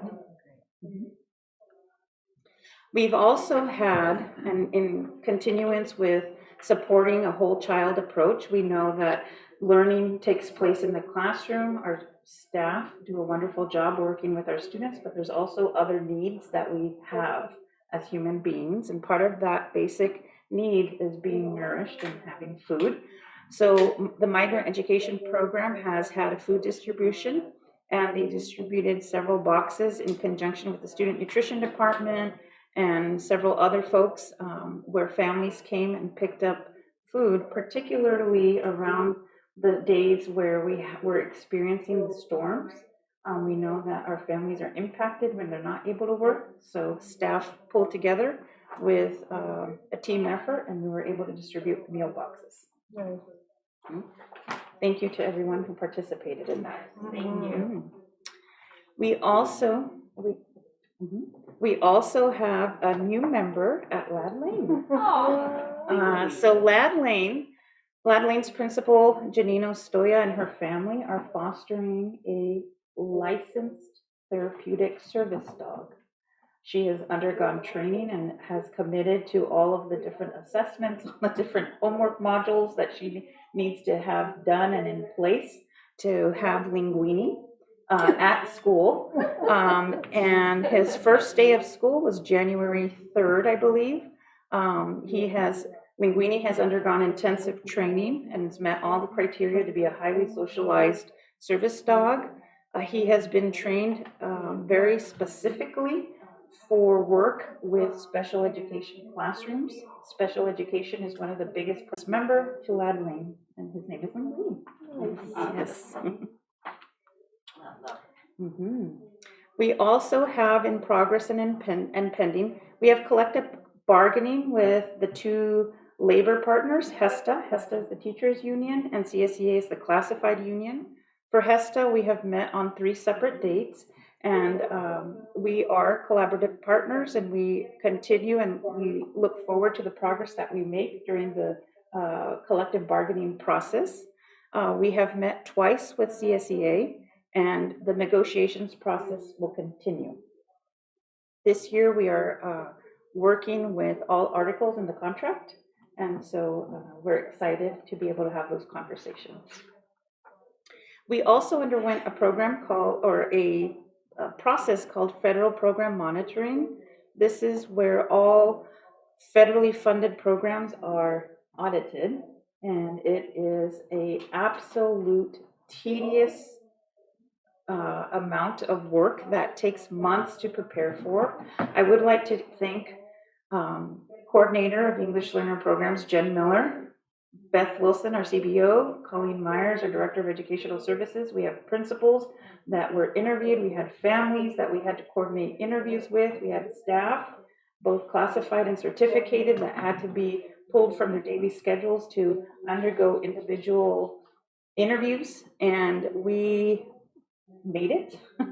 We went through this very tedious process, and the closing out of federal program monitoring is underway. So we look forward to closing it out and moving forward to the next cycle of audits. Do you know when that will be? We are on cycle for every 2 years. And in the meantime, we have audit findings that are outstanding from previous cycles that we are still working to close out. In the meantime, what we as an ambitious group have thought of downloading all program instruments, going through the fine-tooth comb and making sure that we have everything set so that when the 2-year mark rolls around, we are ready to go. You're well-oiled. Yes, we are a well-oiled machine. So, Well, we want to thank you. yeah, thank the Very staff, much. the staff, Thank you for guys sure. very much. Yes. for It was a big, making big it all effort. work. Mhm. Those tedious jobs, I think sometimes, bureaucrats, they like to make themselves relevant. There you go. And all it does is just put work on us. So Sacramento has a job. So thank you very much. Most definitely thank the staff. I Or appreciate the that. federal government has a job, I guess. Mhm. Huh? Mhm.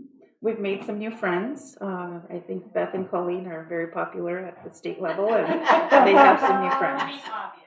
Well, how could they not like you? So I'm proud to notify the board that we have finished the on-site review. Nice. Mhm. We are excited. We are in the middle of a current school year, but we're also looking ahead to the summer and to the following school year. And we are actively planning and meeting for summer school. So we are looking at a general education program with our expanded learning opportunity. It's categorical funded. We are also looking at extended school year, that's special education. We're also looking at a migrant program that would be part of the general education program to a certain degree. We'll get more details on that. And part of the ELOP process, which we will be reporting to the board in a future board meeting, includes for a 9-hour day. So we have a first half of the day, and then the students stay for another half of the day for enrichment. And this program is specifically for the unduplicated population. And once all unduplicated population students are given the opportunity to attend, if they decline, we can open it up to everybody else. So we are excited for this, and we look forward to reporting to the board some of the more detailed So this would be process. on categorical funding? This is categorical funded summer school. Special education is its own, Sure. but it is exciting. Yeah. So how many students do you foresee that you would like to see? That's a great question, and we are potentially looking at that. Right now, I don't know if we have an exact number, because we would have to send out applications and families would have to commit for their students to participate. Yeah, but as a goal, what do you see as a goal?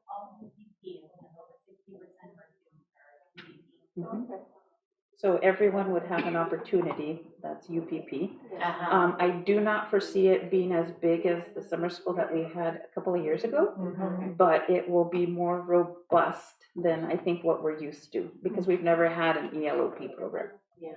So we're thinking a couple thousand? I think the sky's that would be an ideal. Yeah.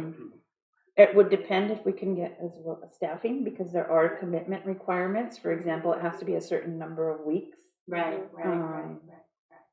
We also would potentially reintroduce positions that we do not have through the ELOP program. So it's all very much in the planning stages right now. But we will get that information to the board as soon as we can.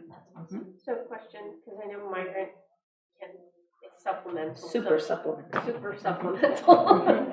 And that's, for our program not to go down in funding anymore. Summer school is like a big injection in the arm, Yes. and so numbers for summer school is something I don't want us to hinder that program and them not be able, because I know it's really thinking outside the box, how are we gonna service migrants so that we can maintain our summer count Mhm, and maintain that funding? mhm. So just, because Some I know ideas. it's working really collaboratively with the district Mhm. and seeing, like, if you're gonna do like a 9-day, I could see like part of it being run by the district and then the other part being run by migrant, right? Right, That could be a right. doable scenario. So we definitely are thinking of all possibilities. Okay. I believe it was this week or last week, we had the migrant education program. We had special education, educational services, transportation, facilities, myself, ed services, HR, several people at one table talking about what are the possibilities, where can we supplement each other, what potentially are the dates, what are the staffing needs. So we definitely are communicating, and we want to be able to encourage the migrant education program to keep that count, the summer count, to help continue the funding source for migrants. So most definitely. Mhm. Mhm. We also have, for our facilities, we are still working on this facilities needs process. We have I know it's cut off at the bottom there, but we have a superintendent facilities needs committee meeting on February 16th, where we have invited our certificated folks, our classified folks, some site representatives, and we will be, listening to some of their ideas. We will be sharing ideas, and what this process will allow for us to do will be to bring ideas to the board from the input that we gathered. So this committee, is it coming together during work hours? Will they get release time and they're coming I during, or is it after work? I believe it depends probably on what classified staff, what their schedule is. For certificated, I believe it definitely is after work hours, because we looked at availability for different folks. Like on and the I- early day or Mhm. early day? It's a Thursday. Yeah. I think February 16th might be let me see if I pull that up on my calendar. It is a Thursday, but the time, due to, I believe we have negotiations that date, will be around 4:15, 4:30-ish. So if they were to want to be on the committee, is that basically something that they're coming in on their own time to contribute, their ideas, or would you look at compensating them to come in? I think that it would depend on, what we're talking about. So for example, if a future facilities committee can be at a earlier time, then, and if it benefits everyone, then that would be doable. If it is for example, a classified employee and their end time is 5 p.m. and we start at 4, then that's a good solid hour. Yeah. I think it's circumstantial. If we start to compensate people for being on committees, I think that would be something that we would need to discuss potentially. Because I know in the past when we started having these discussions with facilities, it incorporated also parents in the community. Mhm. So they would That come would in be the evening, like at 6 o'clock at Mhm. a That school was my site, question, are we gonna have? Community, in the yeah. library Yes. to give all of us. Mhm. So we're not having different conversations with Yes. different groups and just trying to invite as many people Yes. from the start to, Mhm. start gathering their Yes. input. Thank you for reminding me. This will include community members. So then it should probably be a little later in the. We can go back and survey those folks that have already committed. I know that we're trying to respect everyone's time and right, try to right. make it conducive to where folks want to participate. Right. We but could it definitely should take that. include our community. It will come, and Okay. I did forget to mention that. Thank you for Okay. reminding me. Okay, all right. Can the board participate? No, they're supposed to bring it to us. I know. You don't want us to participate, right? If the board so chooses to participate, but this would be for us to bring recommendations to the board as a whole, Yeah, well, let's like do a it that way. report, a Okay. report, a Well, let's public do it that report. way, yeah. Okay. Also, in regards to facilities, we have current projects. I know that there's been questions as to how did the recent storms impact our facilities. I would like to thank every single maintenance employee, every single maintenance and facilities employee from, I will name them by name because there's not very many. Hector, Naz, Eliseo, Martin, all of our grounds crew, Aaron, everyone. We have had leaks in our facilities and here.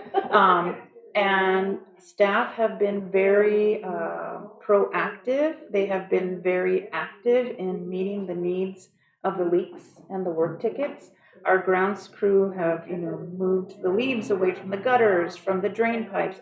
Everyone has pulled together, and I appreciate them because it is impact to them. They have not been able to focus on their regular work tickets, but they're being responsive to the needs of the district. So we thank them for that. We also are looking at programmatic needs in regards to how they are impacting our facilities. For example, if we've talked a little bit about a potential future general education preschool program, which we've had in the past, to help accommodate and mainstream preschool students that are in a special education program, which is our legal requirement, and we do not fulfill that because we don't have a general education preschool program. Where would we potentially put that preschool? What site has room or the facilities for that? Currently, Sunny Slope School has classrooms that were previously licensed for a state preschool that are used as storage facilities, storage rooms. So we do have that possibility. But all of these items that are listed and bulleted are things that we will need to consider and bring recommendations to the board. For example, our ELOP program, where will we house that? It's going to require space. We have impacted school community at Lad Lane. There's not extra rooms there, and their enrollment is very high. We also, I'm sorry to cut you off. Are you thinking of putting some, what do you call them, portables, cubes?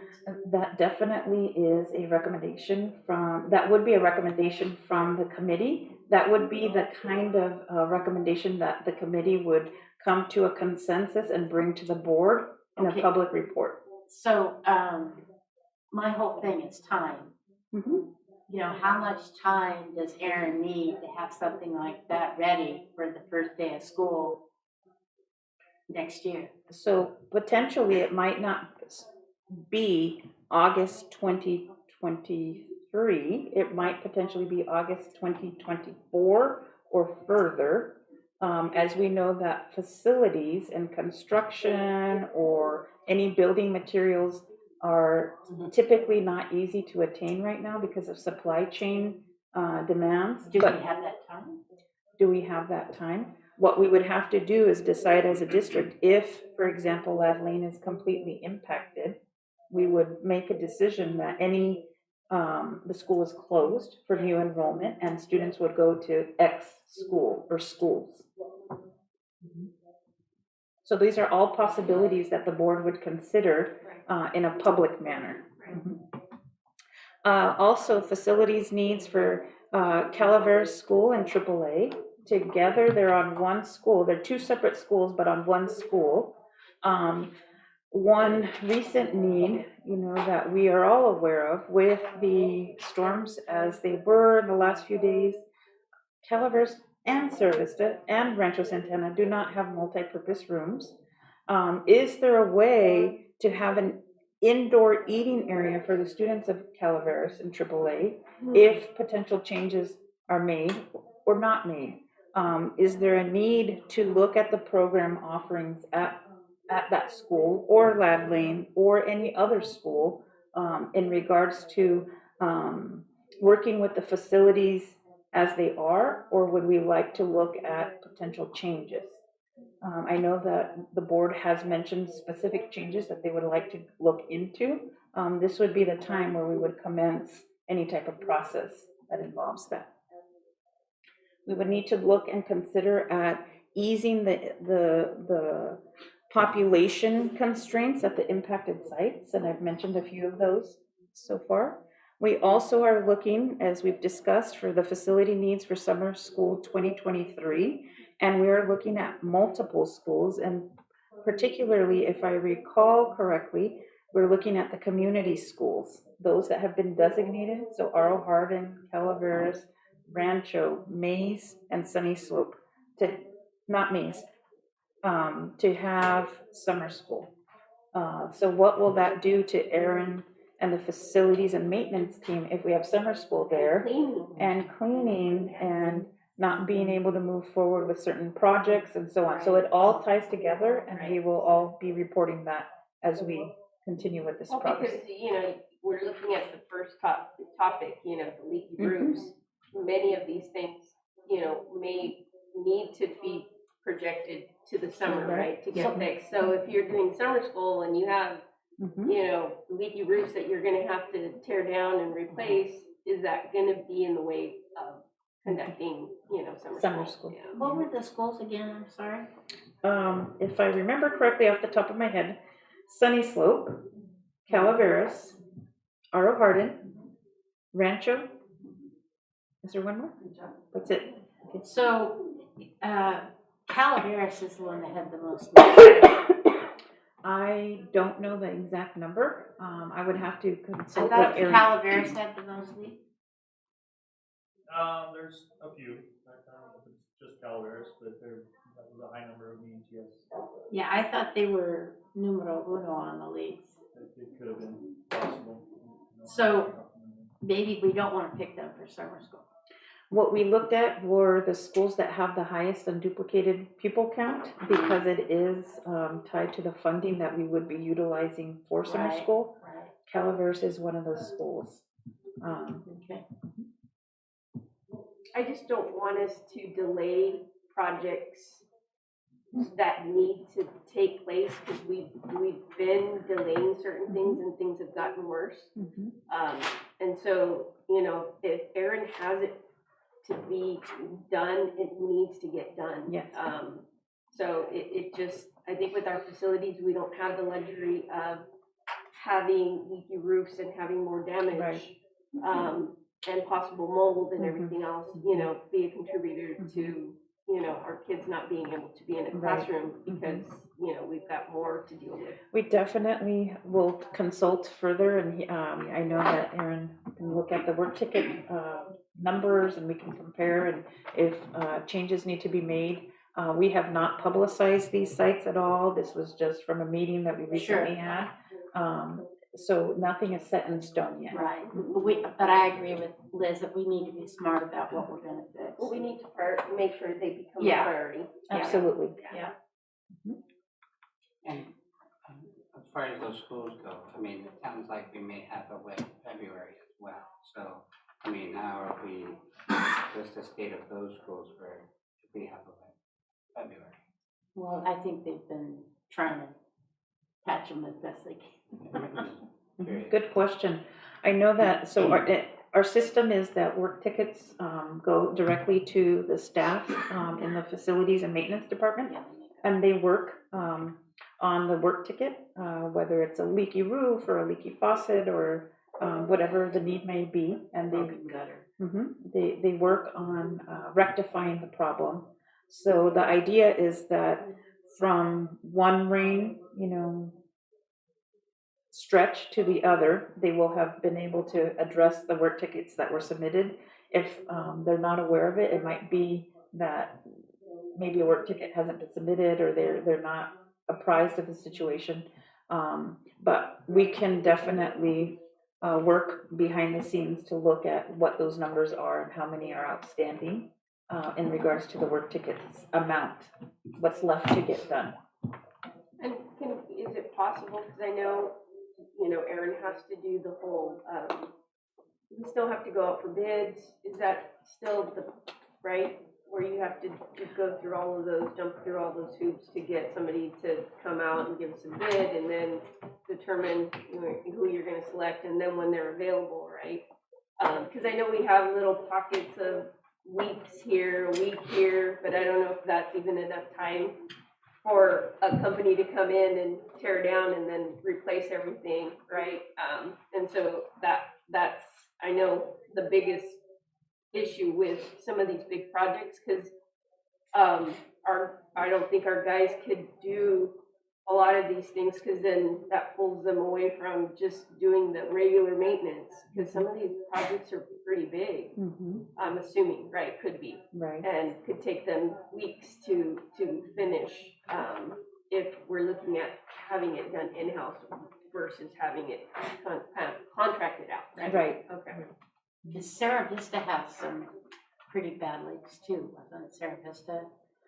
I think we would need to look at what the work ticket Trying to remember numbers. the one that they can just jump on from the, It's Sarah Vista. that was Yeah, Sarah they have a Vista. tendency to be able to jump up there and break the tiles really easily. Sarah Vista does, when we did the walkthrough, there Yeah, was, it was that Sarah was Vista, the wasn't site it? that we, Yeah. that we did point out, the location of the gates, Right. Yeah, the makes it proximity easier- to the roof. easy for them to Right. get up there. Mhm. Okay. Okay, so we are circling back to future board agenda items. We are looking at the light green, that is what is pending. We still have pending the pending demographer's report. I believe in this board meeting, we had the approval of Davis Demographics, so Right. we're in progress for that, and they will be providing a report to the board in regards to. Do you know when? I don't have that information. I know that it takes about 2 months to complete, so we can notify them tomorrow, potentially March or April. That late? It's 2 months. They have to gather all the data as Yeah, it's all demographers. computerized. Mhm. Speed 'em up. We also have pending and in progress looking into a mobile dental program for community schools, so we're happy about that. We also have in progress the budget, all budget related things, including the budget committee, the budget roadshow. And we are looking at, as we move closer to second interim, being able to provide more public information, more discussion, being able to work and provide that information as well to the board, answer any questions, so that we can be as transparent as possible with the finances. So those are the pending future board agenda items for this year. And is it on Saturday that we'll put together our meeting schedule for, the 2 members going to the school site? So we will be talking about the draft. Right. It has been updated to include our new trustee. Right, okay. And so on Saturday, we'll have do that. the workshop.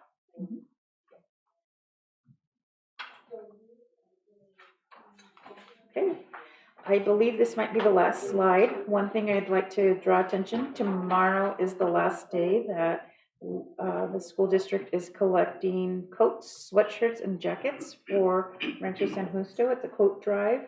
And we are definitely supporting this process. The person spearheading this is Coordinator Patricia Martinez, and this will benefit our students in the district. Are So, these like new or New gently used? New or used. Okay. And that is the last slide. Do you have any questions? Okay. All right. Thank you, Superintendent. You're welcome. Next agenda item is future agenda items. Board member reports. Oh, when I turn the page, I'm sorry, I guess I turned 2 pages. Thank you. Number 17, board member report. Let's start with trustee Grist. I went to the wonderful reclassification ceremony today at Mays. It was awesome. Just a fantastic ceremony, and the kids, it was fun to be there. Really nice. I had a great first board meeting.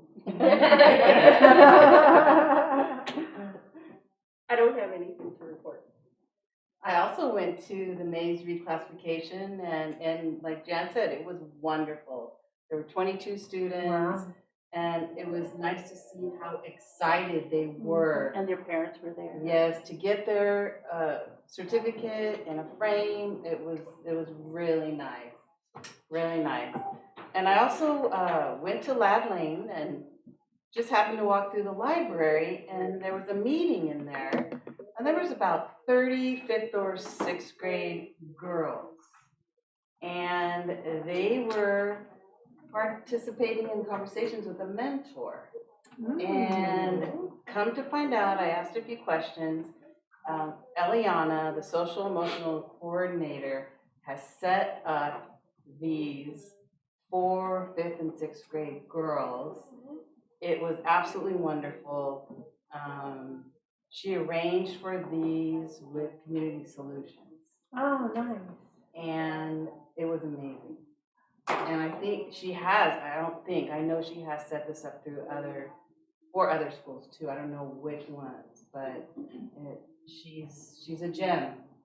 Eliana's a gem, and I'm really, really happy that she is our coordinator for that. And I also met the new addition, Linguini. Got a big kiss. And it's very beneficial for Lad Lane, for any school, to have a therapeutic dog. I love dogs. I feel they're very important.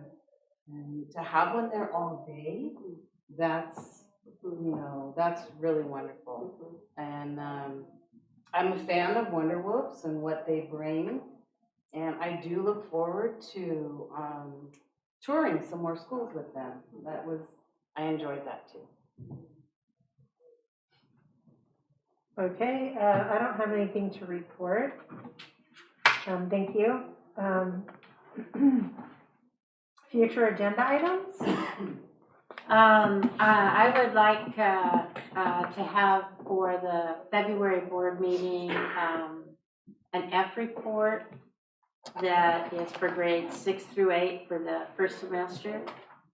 That is broken down by gender, how many are SPED, ELL, EO, foster, and homeless.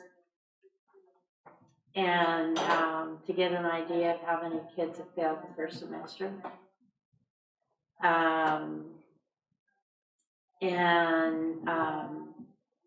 I would also like to see what and I don't know if this has to be a board report, maybe, if possible, what elective classes are the comprehensive middle schools thinking about providing for in the next school year. It might be too early in the year to ask for that, but we've got to start distinguishing ourselves, the comprehensive middle schools, distinguishing themselves that are different from the TK through 8. And electives is one way, and what curriculum needs to be purchased, what do our teachers need so that they have a different program.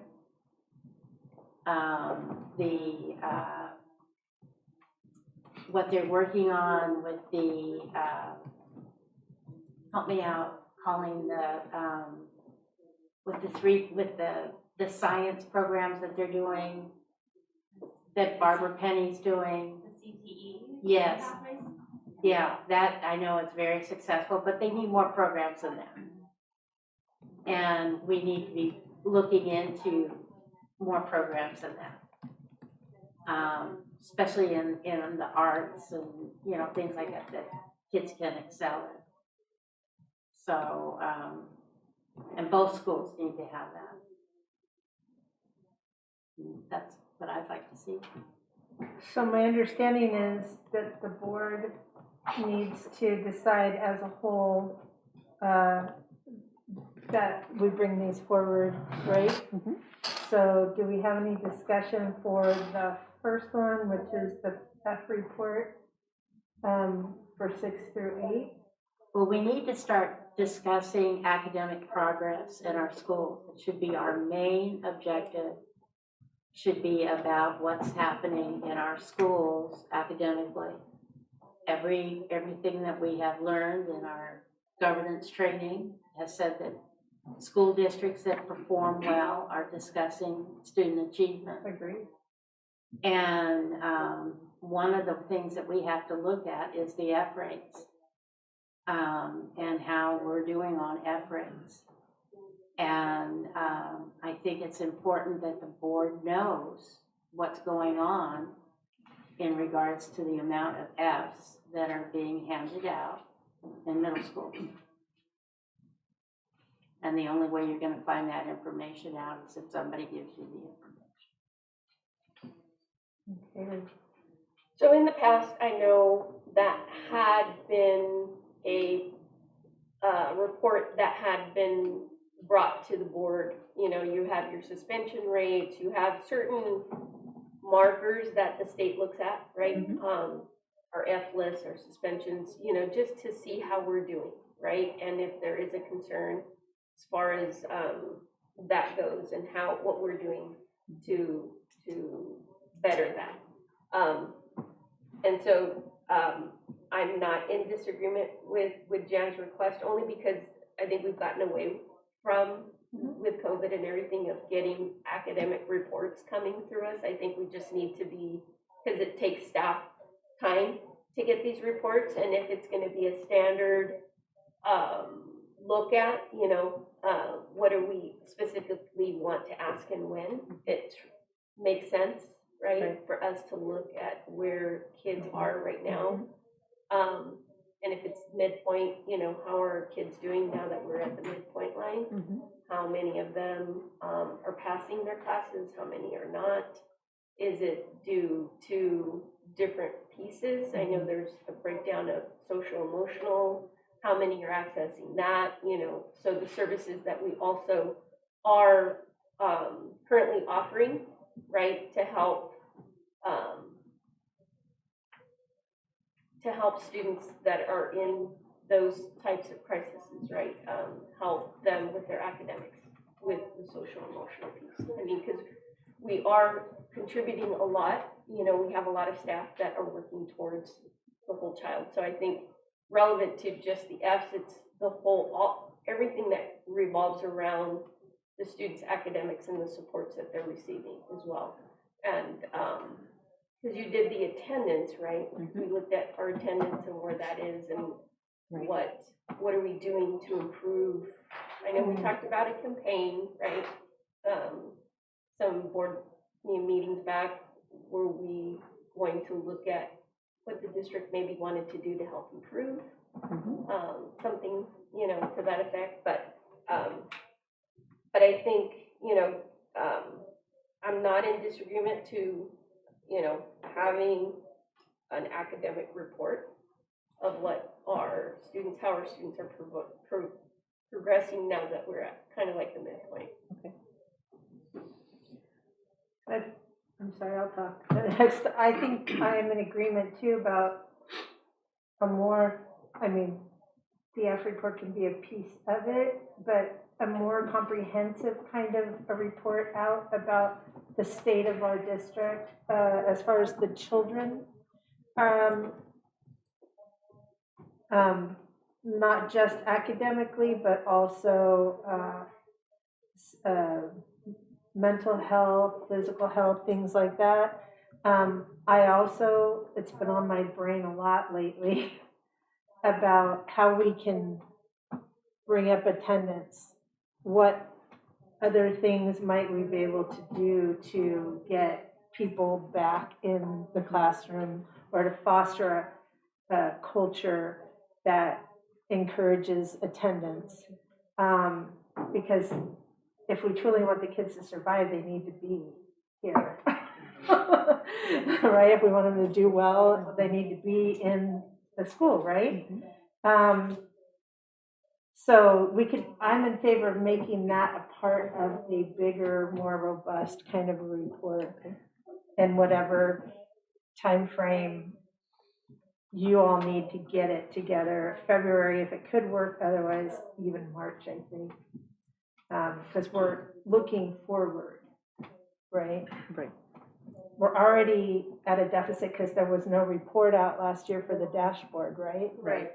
So we're kind of at another, the way I'm looking at it is we're kind of at a place right now where we're setting a new baseline Absolutely. to move up for. Right, and grades are an accountability, not just for the student, but for the teacher. You know, and where are we hitting our marks and where are we not, and what are we doing? And what do we need, right. For interventions, and how are we plugging those holes? I think that, you know, for me, being in education, I think that is a concern. I think we should look at the whole child, the attendance, like, they can't learn if they're not here.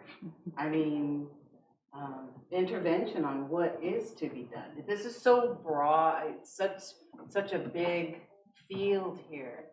I'm not sure how we want to attack this.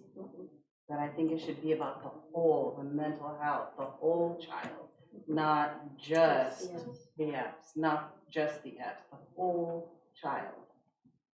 Well, I'm going to go back to the reason on why I'm looking at the Fs, and that is because of our board policy going down to 0%. An F, if we just take it to 50%, that's still an F. All I'm asking is that the F get 10% and not 59%. So that's the reason that I want to focus on the F, is so you can see how many there are. Because I'm just going to keep bringing it up because we have to be fair about it. I think I agree, and you're diligent.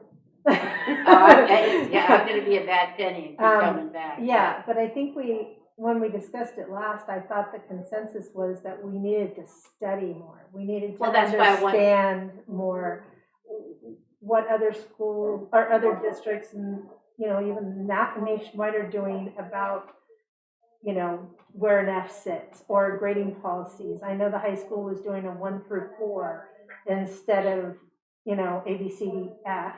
But even the implementation of the 1 through 4 has been issues, and it's you've got to work through negotiations. You've got to work with.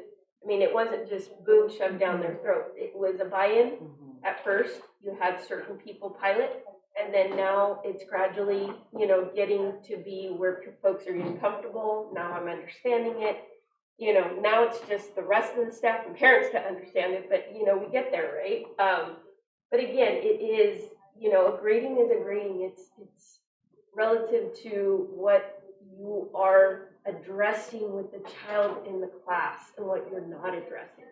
To me, a number isn't, to me, the letter is reflected and representative of what we're doing right and what we're not doing right. For me, a number really doesn't count because I'm looking, if the child has an F, okay, were there missing assignments? Were there days absent? I'm looking at all of the other aspects to how we need to address. And if it wasn't because the teacher was doing their job, but there's a certain component. If you've got a teacher that has over 50% of their class getting Fs, that's a concern. Yes, definitely. But that is something that principals look at, right, and manage and have conversations about. That isn't at our level. Right. That's at that level. Yeah. So again, I'm still trying to work as a board to where we're looking at all of the different things and the aspects of how we're teaching our children, where they're falling right now, and what are we doing about those gaps that need to be addressed. I just want the F to be at 50%. That's all I'm asking that the board change. I'm not asking for any negotiations or anything else. Just I think that would But it has to be automatically negotiated. involve Because it's a negotiations, change. wouldn't it? I'm not taking the F away. Yeah, but we should definitely, that needs more, I think for me personally, I would need more information about alternative grading policies, because that is an alternative grading policy to change that threshold. And I don't think it's a discussion for tonight. No, it's but not. we are talking Yeah. about future agenda items right Right. here, right? Right, But we're discussing what we want to bring forward as a Right. future agenda. and as a Right. whole, whether Yeah. we are, in agreement to what we wanna have Erica Mhm. task her with, and. Right. This is so vague here. Yeah, it was just kind of all over the place, so that's why I wanted to kind of iron out exactly what Jen is looking for, and how can we, for the rest of us, understand what she's requesting, and it. No, but I that's- understand everything else you're saying is absolutely correct. Okay. Well, actually, I don't know how you want to break it down, but are grades kind of a place that gives an indicator too? Oh, absolutely, on absenteeism. So, yes, if I may recap maybe what the ideas are, and maybe we can get to a consensus in regards to what kind of report. So we are looking at academic progress. We are looking at student accessibility or accessing social emotional support. We're looking at attendance.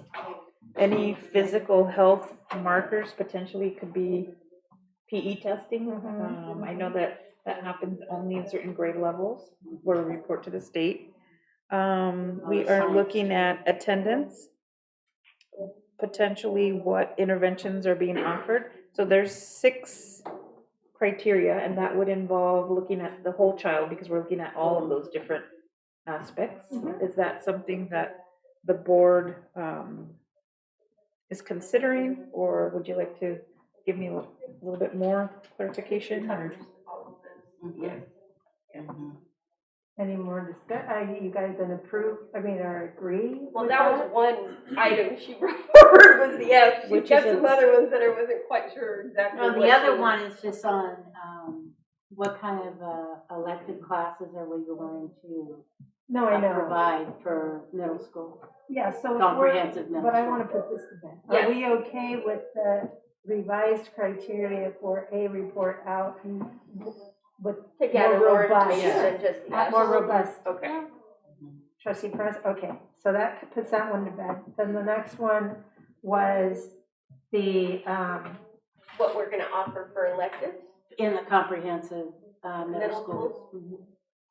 If we're gonna, and the reason I'm asking that now is so that we have, we're planning for curriculum, planning for, what they're gonna provide, because they're gonna be going, to the feeder schools, like in April, or earlier. Who's they? They, either the VPs or the principals of Rancho or Mays will go to the feeder schools, and they will tell them about Mays and Rancho, about their school. Okay. And they go to the feeder schools and tell them about them and what they offer. And they have to be able to say what they're gonna offer. But that hasn't ever been a decision the board has ever been involved in. Agreed, because we've never had a choice before. And now there's going to be choices, and we need to be providing our parents with choice. And we need to start stepping up for the comprehensive middle school. We need to start providing some electives and start, providing curriculum for electives.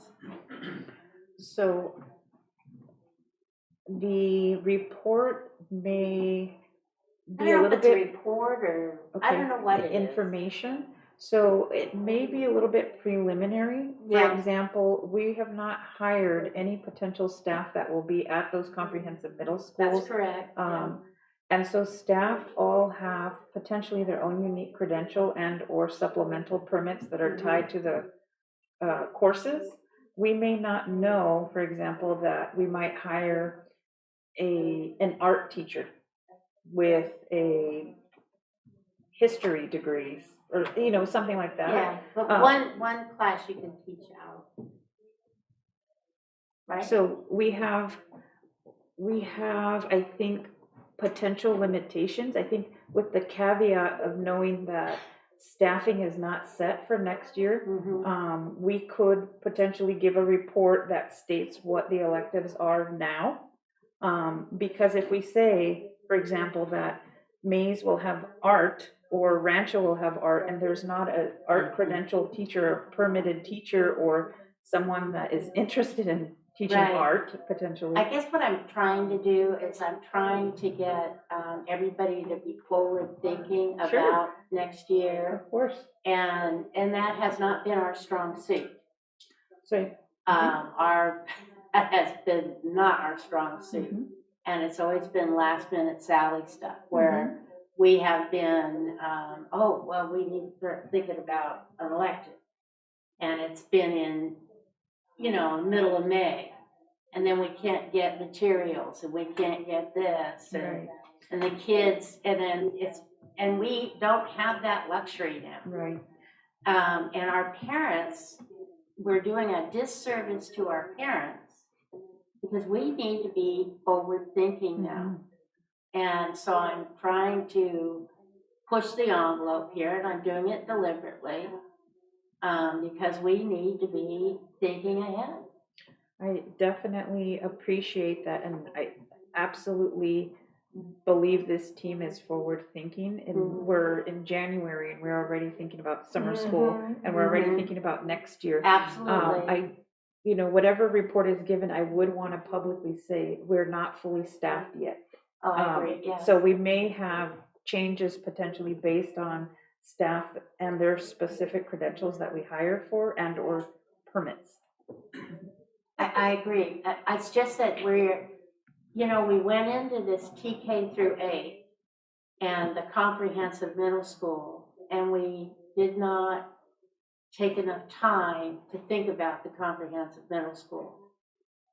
And so, and like the sports program, things like that were not well thought out. And so, things did not go the way they should have gone. So we need to be better about it. And that's my point. And so I'm hoping that I'm bringing this up because we need to be more concerned about what we're doing. And this is the time of year, mid-January, where we start thinking about, well, how are we going to staff our school? Yes. So maybe it doesn't need a very report. To your point of being more, that we didn't, I think anytime anybody ever makes a decision about let's do this, there are always things that kind of fall out that weren't anticipated, right? And in going TK through 8, with the majority of the school sites, I don't know that it was necessarily known then that it would diminish the amount of people who were going to the 2 middle school sites, right? And then what do you do about that? And we've talked at previous meetings about, is it just one site eventually instead of 2 sites, or whatever, right? That's a big thing, and that's not just for, August of 2023. I think that discussion at some point needs to be had again. Where are we? Like, what are we seeing? Pattern. You alluded to it earlier, talking about the sites and how the sites are fully utilized and what we're looking at, right? Well, and the demographer report, because how do we need to be looking at boundaries for the comprehensive middle school? With the way that the new homes are being built. I mean, that's something we're going to have to look at. Right. So that's why I was like, hustle it up, like, what is that report going to say? So maybe what you're talking about that's like, it's all your intertwined. big picture is, the demographer and all the bigger picture It's stuff all intertwined. would eventually bubble down to what you're talking about with you know, what programs are we offering at the Right. different middle schools and things like that. So I think we wait for the demographers report and then we revisit the rest of it. Well, and it's tying it back to the description that Erica had posted, right? An explanation of this is what we offer in the TK-8, and this is what you could see in Yeah. our comprehensive middle schools for folks to have a clear understanding. And then you had I think was the other one that kind of was the outlier. That was a little unique. That was TK through 2K through 5. We have a TK through 5. yeah, that was, the outlier. But again, going back to Jan's point, I don't think we really understood how it was going to impact, right, the reduction there in staffing. And then if you don't have enough students, you gotta put them somewhere else, right, where you're now impacted. And now you're offering 7th and 8th grade at an elementary site that it wasn't there. And so it's getting used to these adjustments that we didn't anticipate, that I get, Jan. But like the CTE, there are certain obligations a high school has that we have to, by law, have, implementation and things that I don't know that is the case quite yet for us, right? I understand electives and the pathways. See, one of the things that I think would be great is like doing foreign language in 6th grade at the comprehensive middle school, like, Spanish. But see, then again, how is it relative to when they get into high school? Because they still need their 2 years of foreign language to. Well, we were able to do that when we had it at Mays.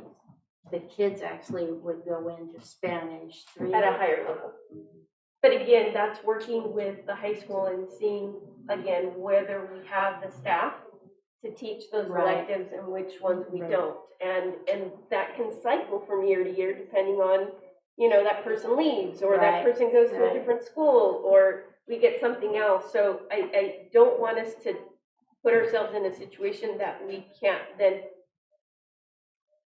provide what we said we were going to, because, with teachers, it's an ebb and flow. We may have them and we may not. And just like with summer school, you can say you're gonna offer this, but if at the end of the day, you don't have the teacher that you need to offer those classes, it goes away, right? And it goes back to, we've discussed before too, vertical alignment. If we really are truly setting our children, if our job is to set our children up for success in high school and beyond, then vertical alignment, or those discussions about the best way to vertically align with The the high school yeah. is a nice place to start. Right, and we're doing it now with Right. math. Yes. Some of our kids get to actually go there and take a math class, so that when they actually arrive at the high school, they're already so much more advanced because they're being able to take advantage of that. Right. So that is beautiful. I think that I agree. agreement is wonderful. If we could do more of that, that would be amazing for our kids. So, okay, well, then what I'm hearing here is that it's a discussion for the future. We shouldn't take it off the table, but not now. And then I personally don't have anything else. Wait, maybe I. Well, what about, maybe you have something?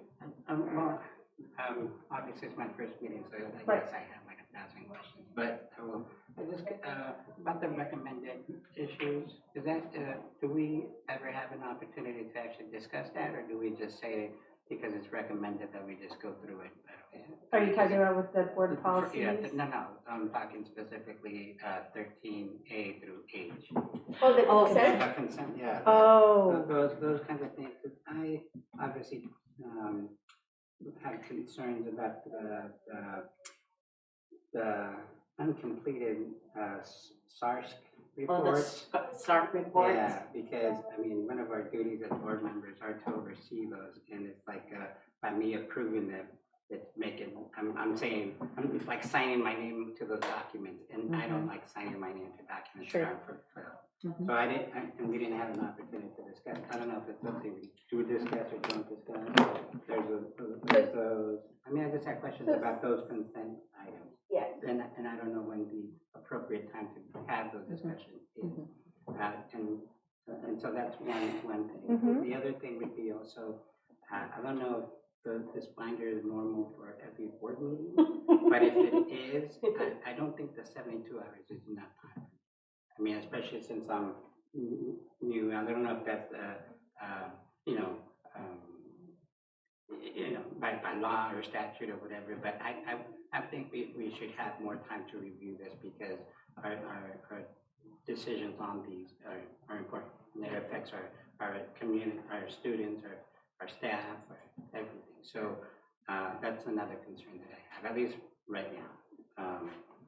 Those two. Well, maybe And maybe- some bulky sections, maybe you can email it to him ahead of time Well, instead of the whole I mean, I packet. just- Well, it wouldn't be just him, it would It would have to be be all the of us, whole. right? All yeah. at the same right, why don't we allow our superintendent to To address discuss both with those? you. Right, right, Yeah. and that is good. I mean, just because, granted, it was my first meeting, but it was just overwhelming. Well, Good points. on the consent items, I have to agree with you on the SARC. We had a discussion. We're not gonna go into Right, discussion right, right. now. But on only because it's consent not- items, you can always pull an item. Okay. And when it comes to the agenda, and you can say, I move that we accept consent items except for, and then you call it out, and we pull it, and then we talk about it. Right, but we again would need to have a motion and a second. Prior to Yeah. adopting the agenda. Right, prior to To adopt approving it, the and so agenda, before yeah. we adopt the agenda, you have to pull that item out of the consent item. And again, hence, that brings me to the 72 hour. Right. If, had I known that, I'd probably be like, hey, it's. And you haven't had an orientation. No, no, so I know, that I know. kind of Yeah. gets rid But of I'm the Hopefully whole- Saturday's gonna No, help yes. that a little bit. Saturdays for you. Those were like my- It is a lot, you're right.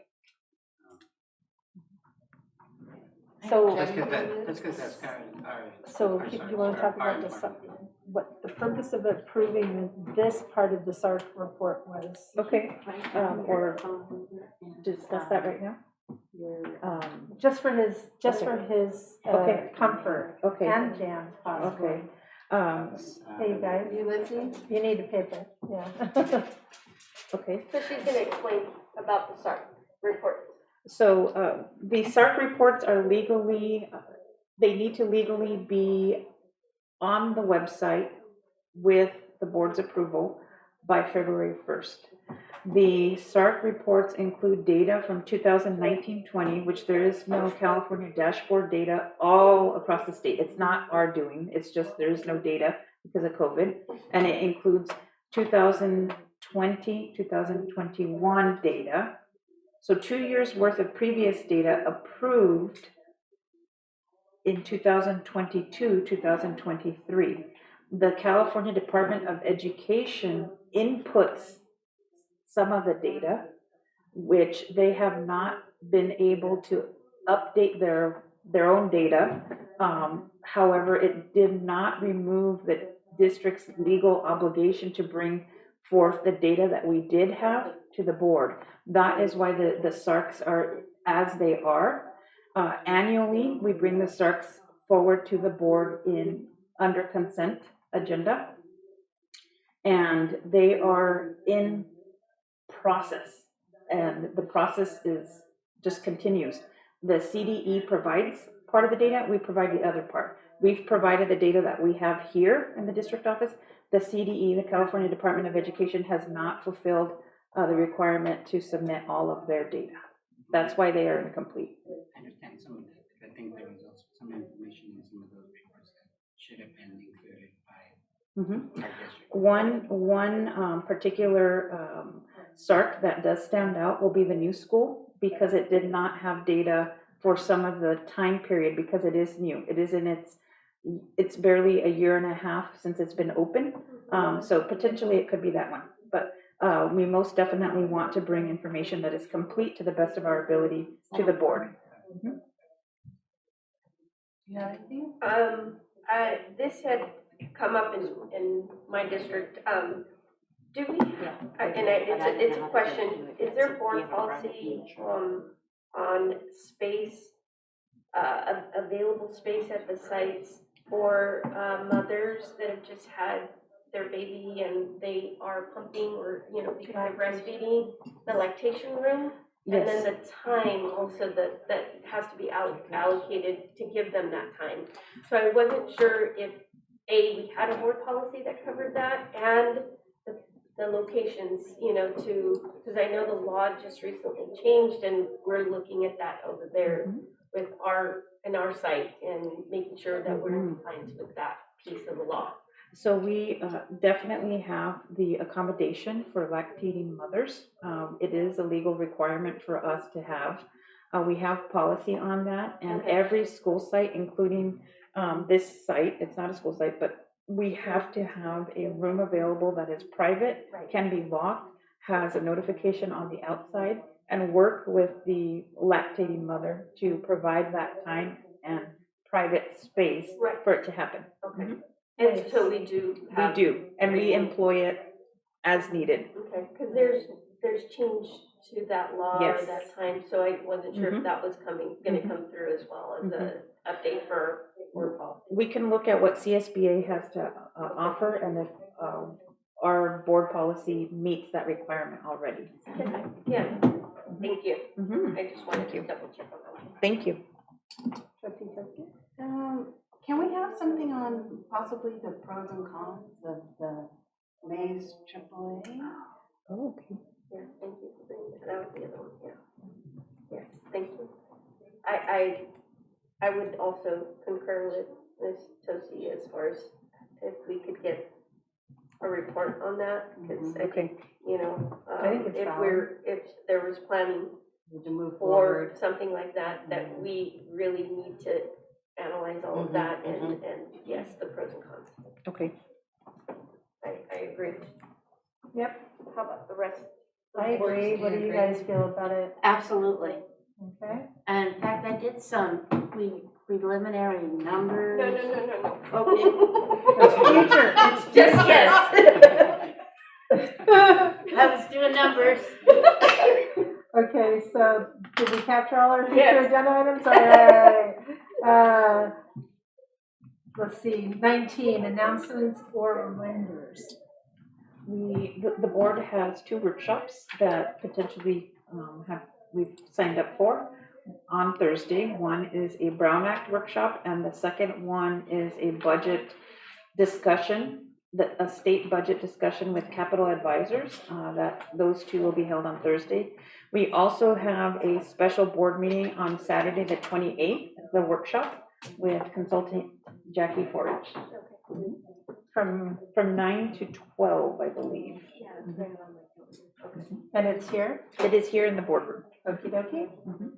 And is anybody working with Jackie on an agenda for that? Or is So there some that- preliminary agenda items? That would be something that we would share with you Okay. and Kathy, and we can schedule a conversation or a phone call, a video conference with her. Okay. And isn't your evaluation? So the idea would be that this would be one to help have the orientation Right. for trustee.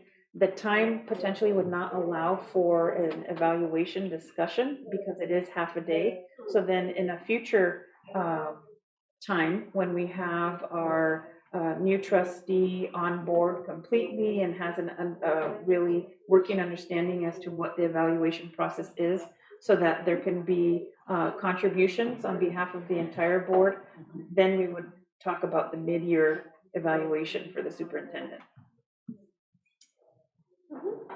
Yeah, I don't want to short shift you, that's all I'm thinking. I appreciate that.